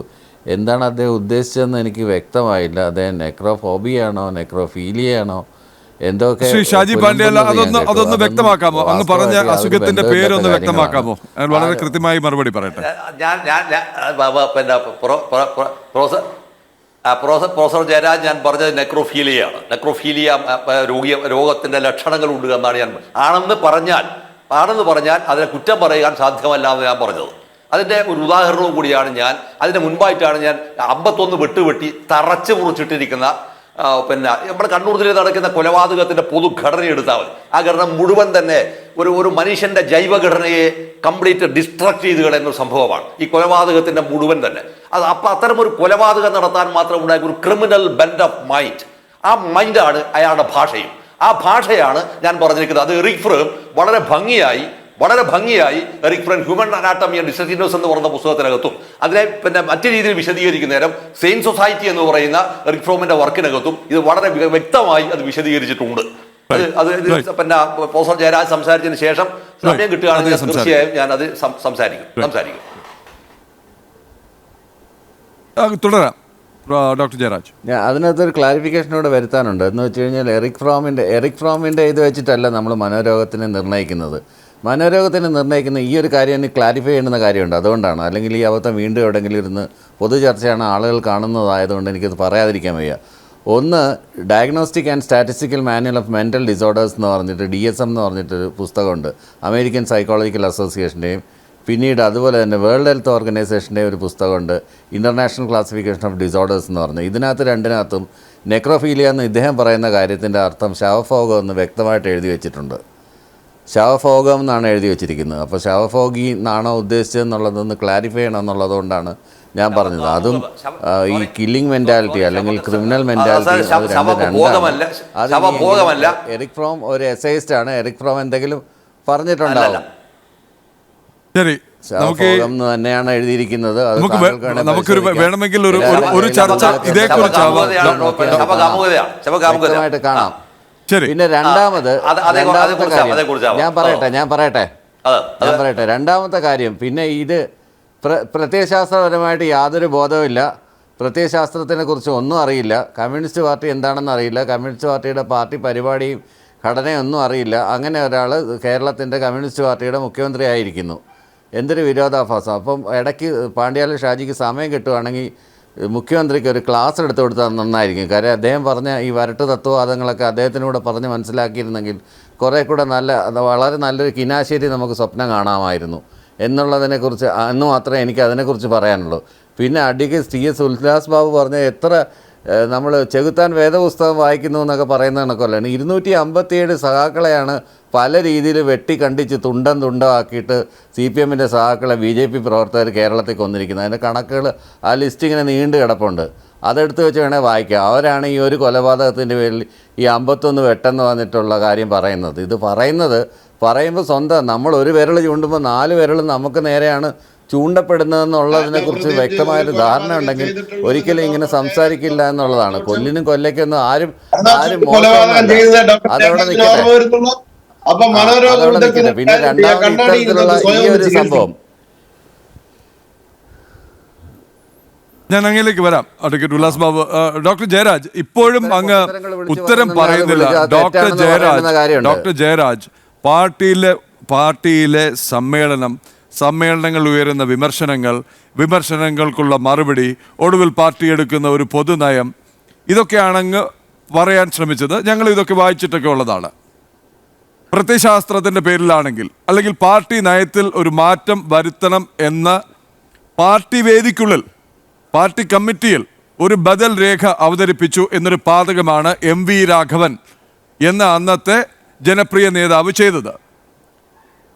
ഈ പാർട്ടിയിൽ ഉള്ള അന്നത്തെ സജീവമായിരുന്ന എല്ലാ നേതാക്കൾക്കും അറിയാവുന്നൊരു രഹസ്യമാണ് ശ്രീ EK നായർ അവസാന നിമിഷം വരെ ശ്രീ MV രാഘവനൊപ്പമായിരുന്നു എന്നുള്ളത്. അത് പോട്ടെ, അത് പാർട്ടിക്കാരും.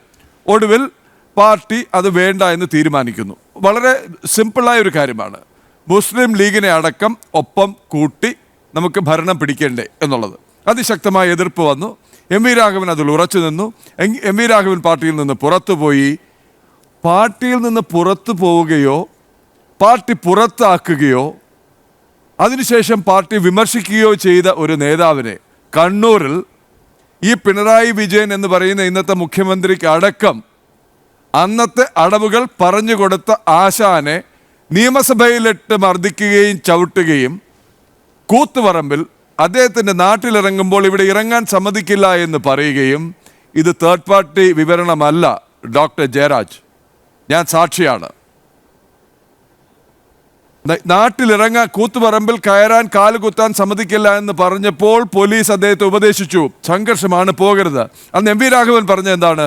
ഇന്ന് ഇവിടെ ഇറങ്ങരുതെന്ന് പറയും, നാളെ എൻ്റെ വീട്ടിൽ കയറരുതെന്ന് പറയും, മറ്റന്നാൾ എൻ്റെ തറവാട്ടിൽ കയറരുതെന്ന് പറയും, പറ്റില്ല എന്ന് പറഞ്ഞ് MV രാഘവൻ പോയപ്പോൾ എന്താണ് പാർട്ടി ചെയ്തത്?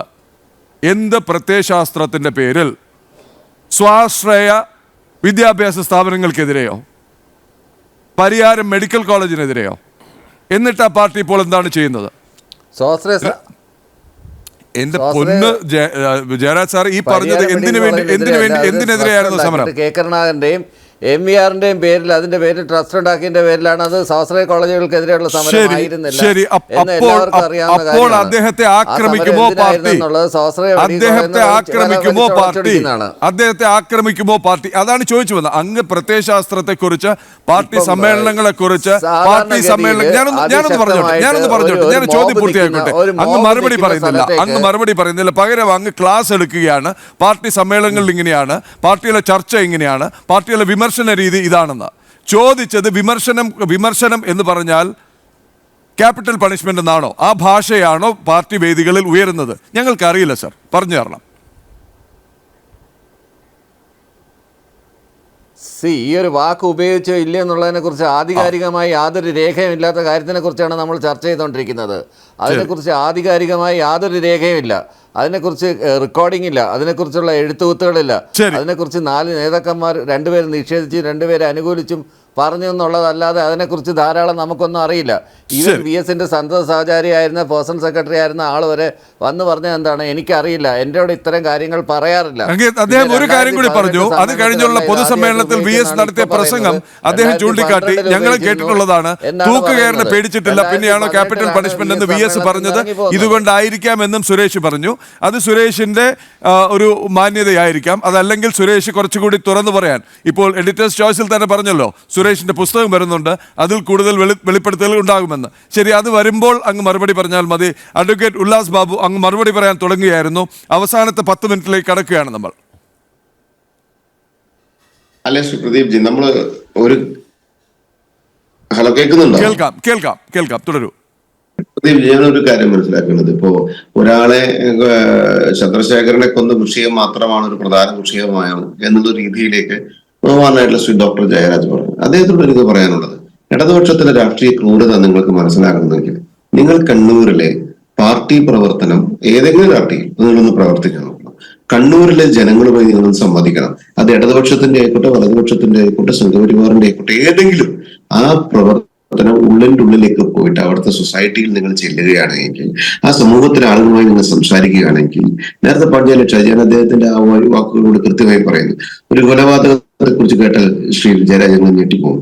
ഓടിച്ചിട്ടേ ഈ വാർക്കേന്റെ മുളയുണ്ടല്ലോ, ഈ ഓടിച്ചിട്ട് അടിച്ച് അദ്ദേഹത്തെ ഒതുക്കാൻ സാധിക്കുന്നില്ല എന്ന് കണ്ടപ്പോൾ മുളയെടുത്തുകൊണ്ട് ചങ്കിൽ കുത്തിയിട്ട് അങ്ങോട്ട് അടുത്താൽ ഇവർക്ക് ഭയമാണ്. സ്വാഭാവികമായിട്ട് മിനിറ്റുകളോളം മുള കൊണ്ട് കുത്തിപ്പിടിച്ച് കൊല ചെയ്ത സ്വഭാവമുണ്ട് ഇടതുപക്ഷത്തിന്. ജയരാജന് അത് അറിയില്ല, നിങ്ങൾക്ക് അറിയാത്തത് കൊണ്ടാണ്. നിങ്ങളത് അന്വേഷിക്കുന്ന സമയത്ത് നിങ്ങൾക്ക് അതിന്റെ പ്രയാസം മനസ്സിലാകും. നോക്കൂ, ജയകൃഷ്ണൻ മാഷ് കൊല ചെയ്ത രീതി പ്രദീപ് ജി ഈ കേരളത്തിൽ നിങ്ങൾ കണ്ടിട്ടുണ്ടോ? ആദ്യം പിഞ്ചു മക്കളുടെ മുന്നിൽ വെച്ച് എന്ത് ക്രൂരമായിട്ടാണ് കൊല ചെയ്യപ്പെട്ടത്? എന്തിന്റെ പേരിലായിരുന്നു? ഏതെങ്കിലും തരത്തിലുള്ള വിഷയം എന്തായിരുന്നു? ഏതെങ്കിലും തരത്തിലുള്ള മോശകരമായ പ്രവർത്തി ശ്രീ ജയകൃഷ്ണൻ മാഷ് ചെയ്തിരുന്നു? പ്രത്യയശാസ്ത്രത്തിനെതിരായി പ്രവർത്തിക്കുന്ന ഒരു വ്യക്തി എന്ന രീതിയിൽ, രാഷ്ട്രീയ പ്രത്യയശാസ്ത്രത്തിനെതിരായി പ്രവർത്തിക്കുന്ന ഒരു വ്യക്തി എന്ന രീതിയിൽ അദ്ദേഹത്തെ കൊല ചെയ്തത് എന്ത് ക്രൂരമായിട്ടായിരുന്നു? നിങ്ങൾ മറന്നോ? കേരളത്തിനകത്ത് നിങ്ങൾക്ക് അതിനെ ന്യായീകരിക്കാൻ സാധിക്കും ശ്രീ ജയരാജ്? അപ്പൊ സ്വാഭാവികമായിട്ട് നിങ്ങൾ കാര്യം മനസ്സിലാക്കണം. ഞങ്ങൾക്ക് രാഷ്ട്രീയ പ്രവർത്തകരാണ്, ഞങ്ങൾക്ക് രാഷ്ട്രീയമായിട്ട് വിവിധ സ്ഥലങ്ങൾ യാത്ര ചെയ്യുന്ന ആളുകളാണ്, വിവിധ ആളുകളുമായി ബന്ധപ്പെടുന്ന ആളുകളാണ്. ഇടതുപക്ഷത്തിന് കണ്ണൂരിനകത്ത് നടത്തിയിട്ടുള്ള കൊലപാതകങ്ങൾ നിങ്ങൾ പരിശോധിച്ചു കഴിഞ്ഞാൽ എന്റെ മുന്നിയുടെ നാടൻ ഭാഷയിൽ പറഞ്ഞ പെട്ടുള്ള സൈക്കില്ല. വളരെ കാര്യം മനസ്സിലാക്കുക, കൃത്യമായിട്ട് ഇതിന്റെ യാഥാർത്ഥ്യം മനസ്സിലാക്കണം. അതേപോലെ തന്നെ ഇതിന്റെ ക്രൂരത എന്ന് പറയപ്പെടുന്നത്, അത് ചെയ്യാൻ ഒരു ടീമിനെ പരിശീലിപ്പിക്കുന്നതിൽ, അത് ചെയ്യാൻ തയ്യാറാകുന്നതിൽ, അത് ചെയ്താൽ അതിനെ ന്യായീകരിക്കുന്നതിൽ. ഇപ്പൊ നോക്കൂ, ഈ കാസർകോട്ട് നിന്ന് തിരുവനന്തപുരം വരെ ബസ്സിൽ പോയില്ലേ? ആർക്കും വേണ്ടാത്തൊരു യാത്ര നടത്തിയില്ലേ ഇവർ? എന്താ അതിന്റെ പേര്? കേരള യാത്ര. ആ യാത്രയില്ലേ എന്താണ്? പ്രതിപക്ഷ രാഷ്ട്രീയ സംവിധാനങ്ങൾ അതിനെതിരെ പ്രകടനം നടത്തിയ സമയത്ത്, അതിനെതിരെ കൊടിപിടിച്ച സമയത്ത്, അതിനെതിരെ സമരം നടത്തിയപ്പോ എന്താ പിണറായി പറഞ്ഞത്? രക്ഷാദൗത്യം നടത്തിയെന്നാ പറഞ്ഞേ. അപ്പൊ അയാൾക്ക് ചെടിച്ചട്ടി എടുത്ത് തലയിലടിച്ച് പൊട്ടിക്കുന്ന രക്ഷാദൗത്യമായിട്ട് തോന്നും. അവിടെയാണ് മാനസിക പ്രശ്നം എന്ന് പറയപ്പെടുന്നത്. അവിടെയാണ് ജനങ്ങളോടുള്ള അദ്ദേഹത്തിന്റെ ആ തീരാത്ത കലി, വെറുപ്പ്, വിരോധം, വിദ്വേഷം എന്നൊക്കെ പറയപ്പെടുന്നത്. അതൊരു രാഷ്ട്രീയ നേതാവിനോ അല്ലെങ്കിൽ ഭരണകർത്താവിനോ ചേർന്നൊരു പ്രവൃത്തിയല്ല. നോക്കൂ, അദ്ദേഹത്തിനെതിരെ ഇപ്പൊ ഡോക്ടർ ജയരാജനോട് എനിക്ക് വിരോധമുണ്ട്, ഞാനും താങ്കളും തമ്മിൽ അങ്ങോട്ടും ഇങ്ങോട്ടും സംവദിക്കണേ, നിങ്ങളോട് ചെയ്ത് തെറ്റാണെന്ന് ഞാൻ പറയില്ല, തിരിച്ച് നിങ്ങൾക്ക് അതിനോട് പറഞ്ഞൂടെ? നമുക്കത് ഉൾക്കൊള്ളാനുള്ള പ്രാപ്തിയില്ലേ? Pinarayi Vijayan as a chief minister of Kerala അദ്ദേഹത്തിനോട് കരിങ്കൂടി കാണിക്കാൻ അദ്ദേഹത്തിന് പറ്റുന്നില്ലെന്ന്. ആ കരിങ്കൂടി കാണുമ്പോഴേക്കും ആൾക്ക് പ്രാന്ത് വരുന്നു, ആൾക്ക് ദേഷ്യം വരുന്നു. അയാൾ എന്തൊക്കെ ചെയ്യുന്നു? ഒരു മൈക്ക് നമ്മൾ ഉണ്ടാക്കുന്നതാണോ ഡോക്ടർ ജയരാജൻ? മൈക്ക് നമ്മൾ പ്രസംഗിക്കുന്ന എത്രയോ സ്ഥലത്ത് മൈക്കുകൾ കംപ്ലൈന്റ് ആയിട്ടുണ്ട്, അല്ലെങ്കിൽ സ്വിച്ച് ഓഫ് ആയി പോയിട്ടുണ്ട്. മറ്റേ കോഡ്ലെസ് ആണെങ്കിൽ നമ്മൾ എന്ത് ചെയ്യും? അടുത്ത് വരുന്നവരെ വെയിറ്റ് ചെയ്യും, അല്ലെങ്കിൽ സ്വാഭാവികമായിട്ട് മൈക്ക് കറക്റ്റ് ആവണവർ നിൽക്കും, അല്ലെങ്കിൽ നമ്മൾ മൈക്കിന്റെ അവിടെ നിന്ന് മാറിയത് മൈക്കിലാതെ സംസാരിക്കും. ഇയാൾ എന്തൊക്കെ കാണിച്ചു കൂട്ടും? ഇയാളെ മൈക്ക് ഓപ്പറേറ്റർ അല്ലെങ്കിൽ ഇവരൊക്കെ കേസ് എടുക്കാനുള്ള ശ്രമം നടത്തും. അത് ഇയാളുടെ ഒരു തരം മാനസിക നിലയാണ്. എന്താണ് മാനസിക നില? ആരാണോ തനിക്കെതിരെ നിൽക്കുന്നത്, അത് ജീവനുള്ളതായാലും ഇല്ലാത്തായാലും ഒരേപോലെ കാണിക്കപ്പെടുന്നു എന്ന് പറഞ്ഞാൽ അത് വലിയ വിരോധാഭാസമായിട്ടുള്ള കാര്യമാണ്, അത് വലിയ വിരോധമുള്ള കാര്യമാണ്. ഈ സമൂഹത്തിന് ചേരാത്തൊരു മുഖ്യമന്ത്രിയുടെ ക്യാരക്ടറാണ് അദ്ദേഹം. പാർട്ടി സെക്രട്ടറി ആയിരുന്നപ്പോൾ പാർട്ടിയിൽ നിരവധി ആളുകളുണ്ട്. അത് സീനിയോറിറ്റി നോക്കാതെ, അല്ലെങ്കിൽ അത് മുതിർന്നവരോ ചെറിയവരോ ഒന്നും നോക്കാതെ അദ്ദേഹത്തിനെതിരെ നിൽക്കുക, അല്ലെങ്കിൽ അദ്ദേഹത്തിന്റെ പ്രവൃത്തിയെ ചോദ്യം ചെയ്യുക, അദ്ദേഹത്തിന്റെ ശൈലിയെ ചോദ്യം ചെയ്യുക, അദ്ദേഹത്തിന്റെ സിസ്റ്റത്തെ ചോദ്യം ചെയ്യുക എന്ന് പറഞ്ഞാൽ അവരെ ഇല്ലായ്മ ചെയ്യുക എന്ന് പറയപ്പെടുന്ന ഒരു നിലപാട് പാർട്ടി സെക്രട്ടറി എന്ന രീതിയിൽ ഇദ്ദേഹം എടുത്തിരുന്നു എന്നുള്ളതും അതിന്റെ ഒരു ഇരയാണ് VS എന്നുള്ളതും പൊതുസമൂഹത്തിൽ ചർച്ച ചെയ്യുന്ന വിഷയമാണ്. ആ ചർച്ച നമ്മൾ പങ്കുവെക്കുന്നു എന്ന് മാത്രം. പക്ഷെ അത് അവരുടെ രാഷ്ട്രീയ പാർട്ടിയുടെ വിഷയമാണ്. അവരുടെ രാഷ്ട്രീയ പാർട്ടിയിൽ VS അതിനെ ഓവർകം ചെയ്യാനോ അതിജീവിക്കാനോ സാധിക്കുന്നുണ്ടെങ്കിൽ രാഷ്ട്രീയപരമായിട്ട് VS അതിൽ വിജയിക്കാം. VS അത് വിജയിച്ചിട്ടുണ്ട് ഒരു പരിധി വരെ. ഇനി അവരുടെ പാർട്ടി തീരുമാനിക്കട്ടെ. പക്ഷെ പൊതുസമൂഹം കേരളം അനുഭവിക്കുന്ന ഇതേ വിഷയമില്ലേ? ഇയാളുടെ ധിക്കാരത്തിനും ഇയാളുടെ വേഷകെട്ടുകൾക്കും മുഴുവൻ കേരളത്തിലെ ഉദ്യോഗസ്ഥരടക്കം സമൂഹങ്ങളിൽ നിന്ന് കൊടുക്കുകയല്ലേ? കേരളത്തിലെ പൊതുജനങ്ങൾ ഇത് ഉത്തരവാദിത്തം ഏറ്റെടുക്കേണ്ട ബാധ്യത എന്താണ്? കേരളത്തിലെ പൊതുജനങ്ങൾ ഇത് അനുഭവിക്കേണ്ട ബാധ്യത എന്താണ്? ഒരാൾക്ക് ഇതേപോലെ തന്നെയുള്ള ക്രൂരമായ ക്രൂരമായ എന്താ പറയാ സ്വഭാവ ശൈലി, അല്ലെങ്കിൽ അതിനോട് താല്പര്യമുള്ള ശൈലി, ഏത് രീതിയിലെയും തനിക്കെതിരെ വരുന്നവരെ ഇല്ലാതാക്കണം എന്ന് പറയപ്പെടുന്ന ഒരു അജണ്ടയുണ്ടെങ്കിൽ അതിന് സഹിക്കേണ്ട ഉത്തരവാദിത്വം കേരളത്തിലെ പൊതുസമൂഹത്തിനില്ല ശ്രീ പ്രദീപ്. അവിടെയാണ് ബഹുമാനായിട്ടുള്ള കേരളത്തിന്റെ മുഖ്യമന്ത്രി അടക്കമുള്ള ആളുകൾ പാർട്ടിയിൽ VS ചെയ്തത് ഇന്നിപ്പോ കേരളത്തിലെ പൊതുസമൂഹത്തിനോട് ചെയ്തു എന്ന് വ്യാഖ്യാനിക്കപ്പെടുന്നത്. അതും ഞാൻ പറയുന്നതല്ലല്ലോ. കേരളത്തിലെ സുരേഷ് കുറുപ്പിന്റെ ഉല്ലാസ് ബാബുവിന്റെ പാർട്ടിയാണോ? പെരുമ്പടൂർ മുഴുവൻ ഉല്ലാസ് ബാബുവിന്റെ പാർട്ടിയാണോ? സുരേഷ് ഉല്ലാസ് ബാബുവിന്റെ പാർട്ടിയാണോ? നിങ്ങളുടെ ചർച്ചയിൽ സ്ഥിരമായിട്ട് വരാറുള്ള VSന്റെ ആളുകളൊന്നും ഉല്ലാസ് ബാബുവിന്റെ പാർട്ടിക്കാരല്ലല്ലോ. പാണ്ഡ്യൻ ഷാജി ഉല്ലാസ് ബാബുവിന്റെ പാർട്ടിയല്ലല്ലോ. ഇവരൊക്കെ എന്താണ് പറഞ്ഞുകൊണ്ടിരിക്കുന്നത്? അത് നമുക്കത് കൃത്യമായിട്ട് മനസ്സിലാക്കാൻ സാധിക്കും. ഇടതുപക്ഷത്തിന്റെ രാഷ്ട്രീയ നിലപാടുകൾക്ക് ഇദ്ദേഹത്തിനെതിരായി പ്രവർത്തിച്ചവർക്ക് നേരെ കൃത്യമായി ടീം സെറ്റ് ഉണ്ടാക്കി ഇദ്ദേഹം ചെയ്ത പ്രവർത്തി അതിൽ ഏറ്റവും വലിയ ഇരയായിരുന്നു VS എന്നും VSനെ കൈകാര്യം ചെയ്തു എന്നുള്ളതാണ് ഇവര് വിജയിച്ചതിൽ ഏറ്റവും വലിയ കാര്യമായിട്ട് കാണുന്നതെന്നും അത് ശരിയല്ല എന്നുള്ളത് ഒരു രാഷ്ട്രീയ പ്രവർത്തകർ എന്ന രീതിയിൽ പറഞ്ഞു എന്ന് മാത്രം. അവരുടെ രാഷ്ട്രീയ പാർട്ടി ആയതുകൊണ്ട് അതിലിടപെടാൻ ഉത്തരവാദിത്വം എനിക്കില്ല. പക്ഷെ പൊതുസമൂഹം ഇത് അനുഭവിക്കേണ്ട കാര്യമില്ല. പിണറായി വിജയൻ മുഖ്യമന്ത്രിയായതിനു ശേഷം പൊതുസമൂഹം അനുഭവിക്കുന്നു ഇതേ ഫീലിംഗ് ആണ് എന്നുള്ള യാഥാർത്ഥ്യം നമ്മൾ മനസ്സിലാക്കണം. റൈറ്റ്. വളരെയധികം നന്ദി ശ്രീ ഉല്ലാസ് ബാബു. 3 മിനിറ്റ് മാത്രം. 1 മിനിറ്റ് ശ്രീ ജയരാജ് അങ്ങ് മറുപടി പറയാൻ തുടങ്ങുകയായിരുന്നു. ഇതാണോ വിമർശനം, ഇതാണോ നടപടി, ഇതാണോ സമ്മേളനക്രമം എന്നുള്ള ചോദ്യത്തിന് അങ്ങ് മറുപടി പറഞ്ഞില്ല. പറഞ്ഞവർ പിരപ്പങ്കോട് മുരളിക്കും സുരേഷ് കുറുപ്പിനും വിശ്വാസ്യതയില്ല, അല്ലെ ആ പറഞ്ഞത് മുഖവിലേക്ക് എടുക്കേണ്ട സുരേഷ് തുറന്നു പറഞ്ഞില്ല. ഇത് പാർട്ടിയുടെ ഒരു ശൈലിയുടെ എക്സ്പ്രഷൻ എന്നാണ് ശ്രീ ഉല്ലാസ് ബാബു പറഞ്ഞത്. 1 മിനിറ്റ്, കാര്യം സമയം അതിക്രമിച്ചു. 1 മിനിറ്റ് ശ്രീ ഷാജി പാണ്ഡ്യയിലേക്ക്. അതിനുശേഷം ഇതിനകത്ത് നമുക്ക് ഇങ്ങനെ ഒരു നമ്മൾ ഇല്ലാത്ത ഇരുട്ടുമുറിയിൽ ഇല്ലാത്ത കറുത്ത പൂച്ചയെ തപ്പുന്നത് പോലെയാണ് ഈ ഒരു വിഷയം. യാതൊരു പ്രൂഫുമില്ല. ആളുകൾ പറഞ്ഞു കേട്ടുള്ള അറിവ് മാത്രമേ നമുക്ക് ഇതിനകത്തുള്ളൂ. ശരി ശരി, thank you doctor Shri Shaji Pandya. നമ്മളെല്ലാവരും കൂടി ഈ 1.5 മണിക്കൂറായി ഇരുട്ടുമുറിയിൽ കറുത്ത പൂച്ചയെ തപ്പുകയായിരുന്നു. പൂച്ചയുടെ കഥ പറഞ്ഞു തുടങ്ങി കഴിഞ്ഞാൽ ഇനി മൂന്നാറിലേക്ക് പോകേണ്ടി വരും. സമയമില്ല. 2 മിനിറ്റ് കൂടിയേ ബാക്കിയുള്ളൂ. കാര്യം മറ്റൊരു വിഷയം അങ്ങയോട് ചോദിക്കണമെന്നുണ്ടായിരുന്നു. ഇനിയൊരു അവസരത്തിലാകാം കൂത്തുപറമ്പിൽ സംഭവിച്ചത് എന്തെന്ന്. അത് പക്ഷേ കുറച്ച് സമയം വേണം. അങ്ങേക്ക് ലാസ്റ്റ് വേർഡ്.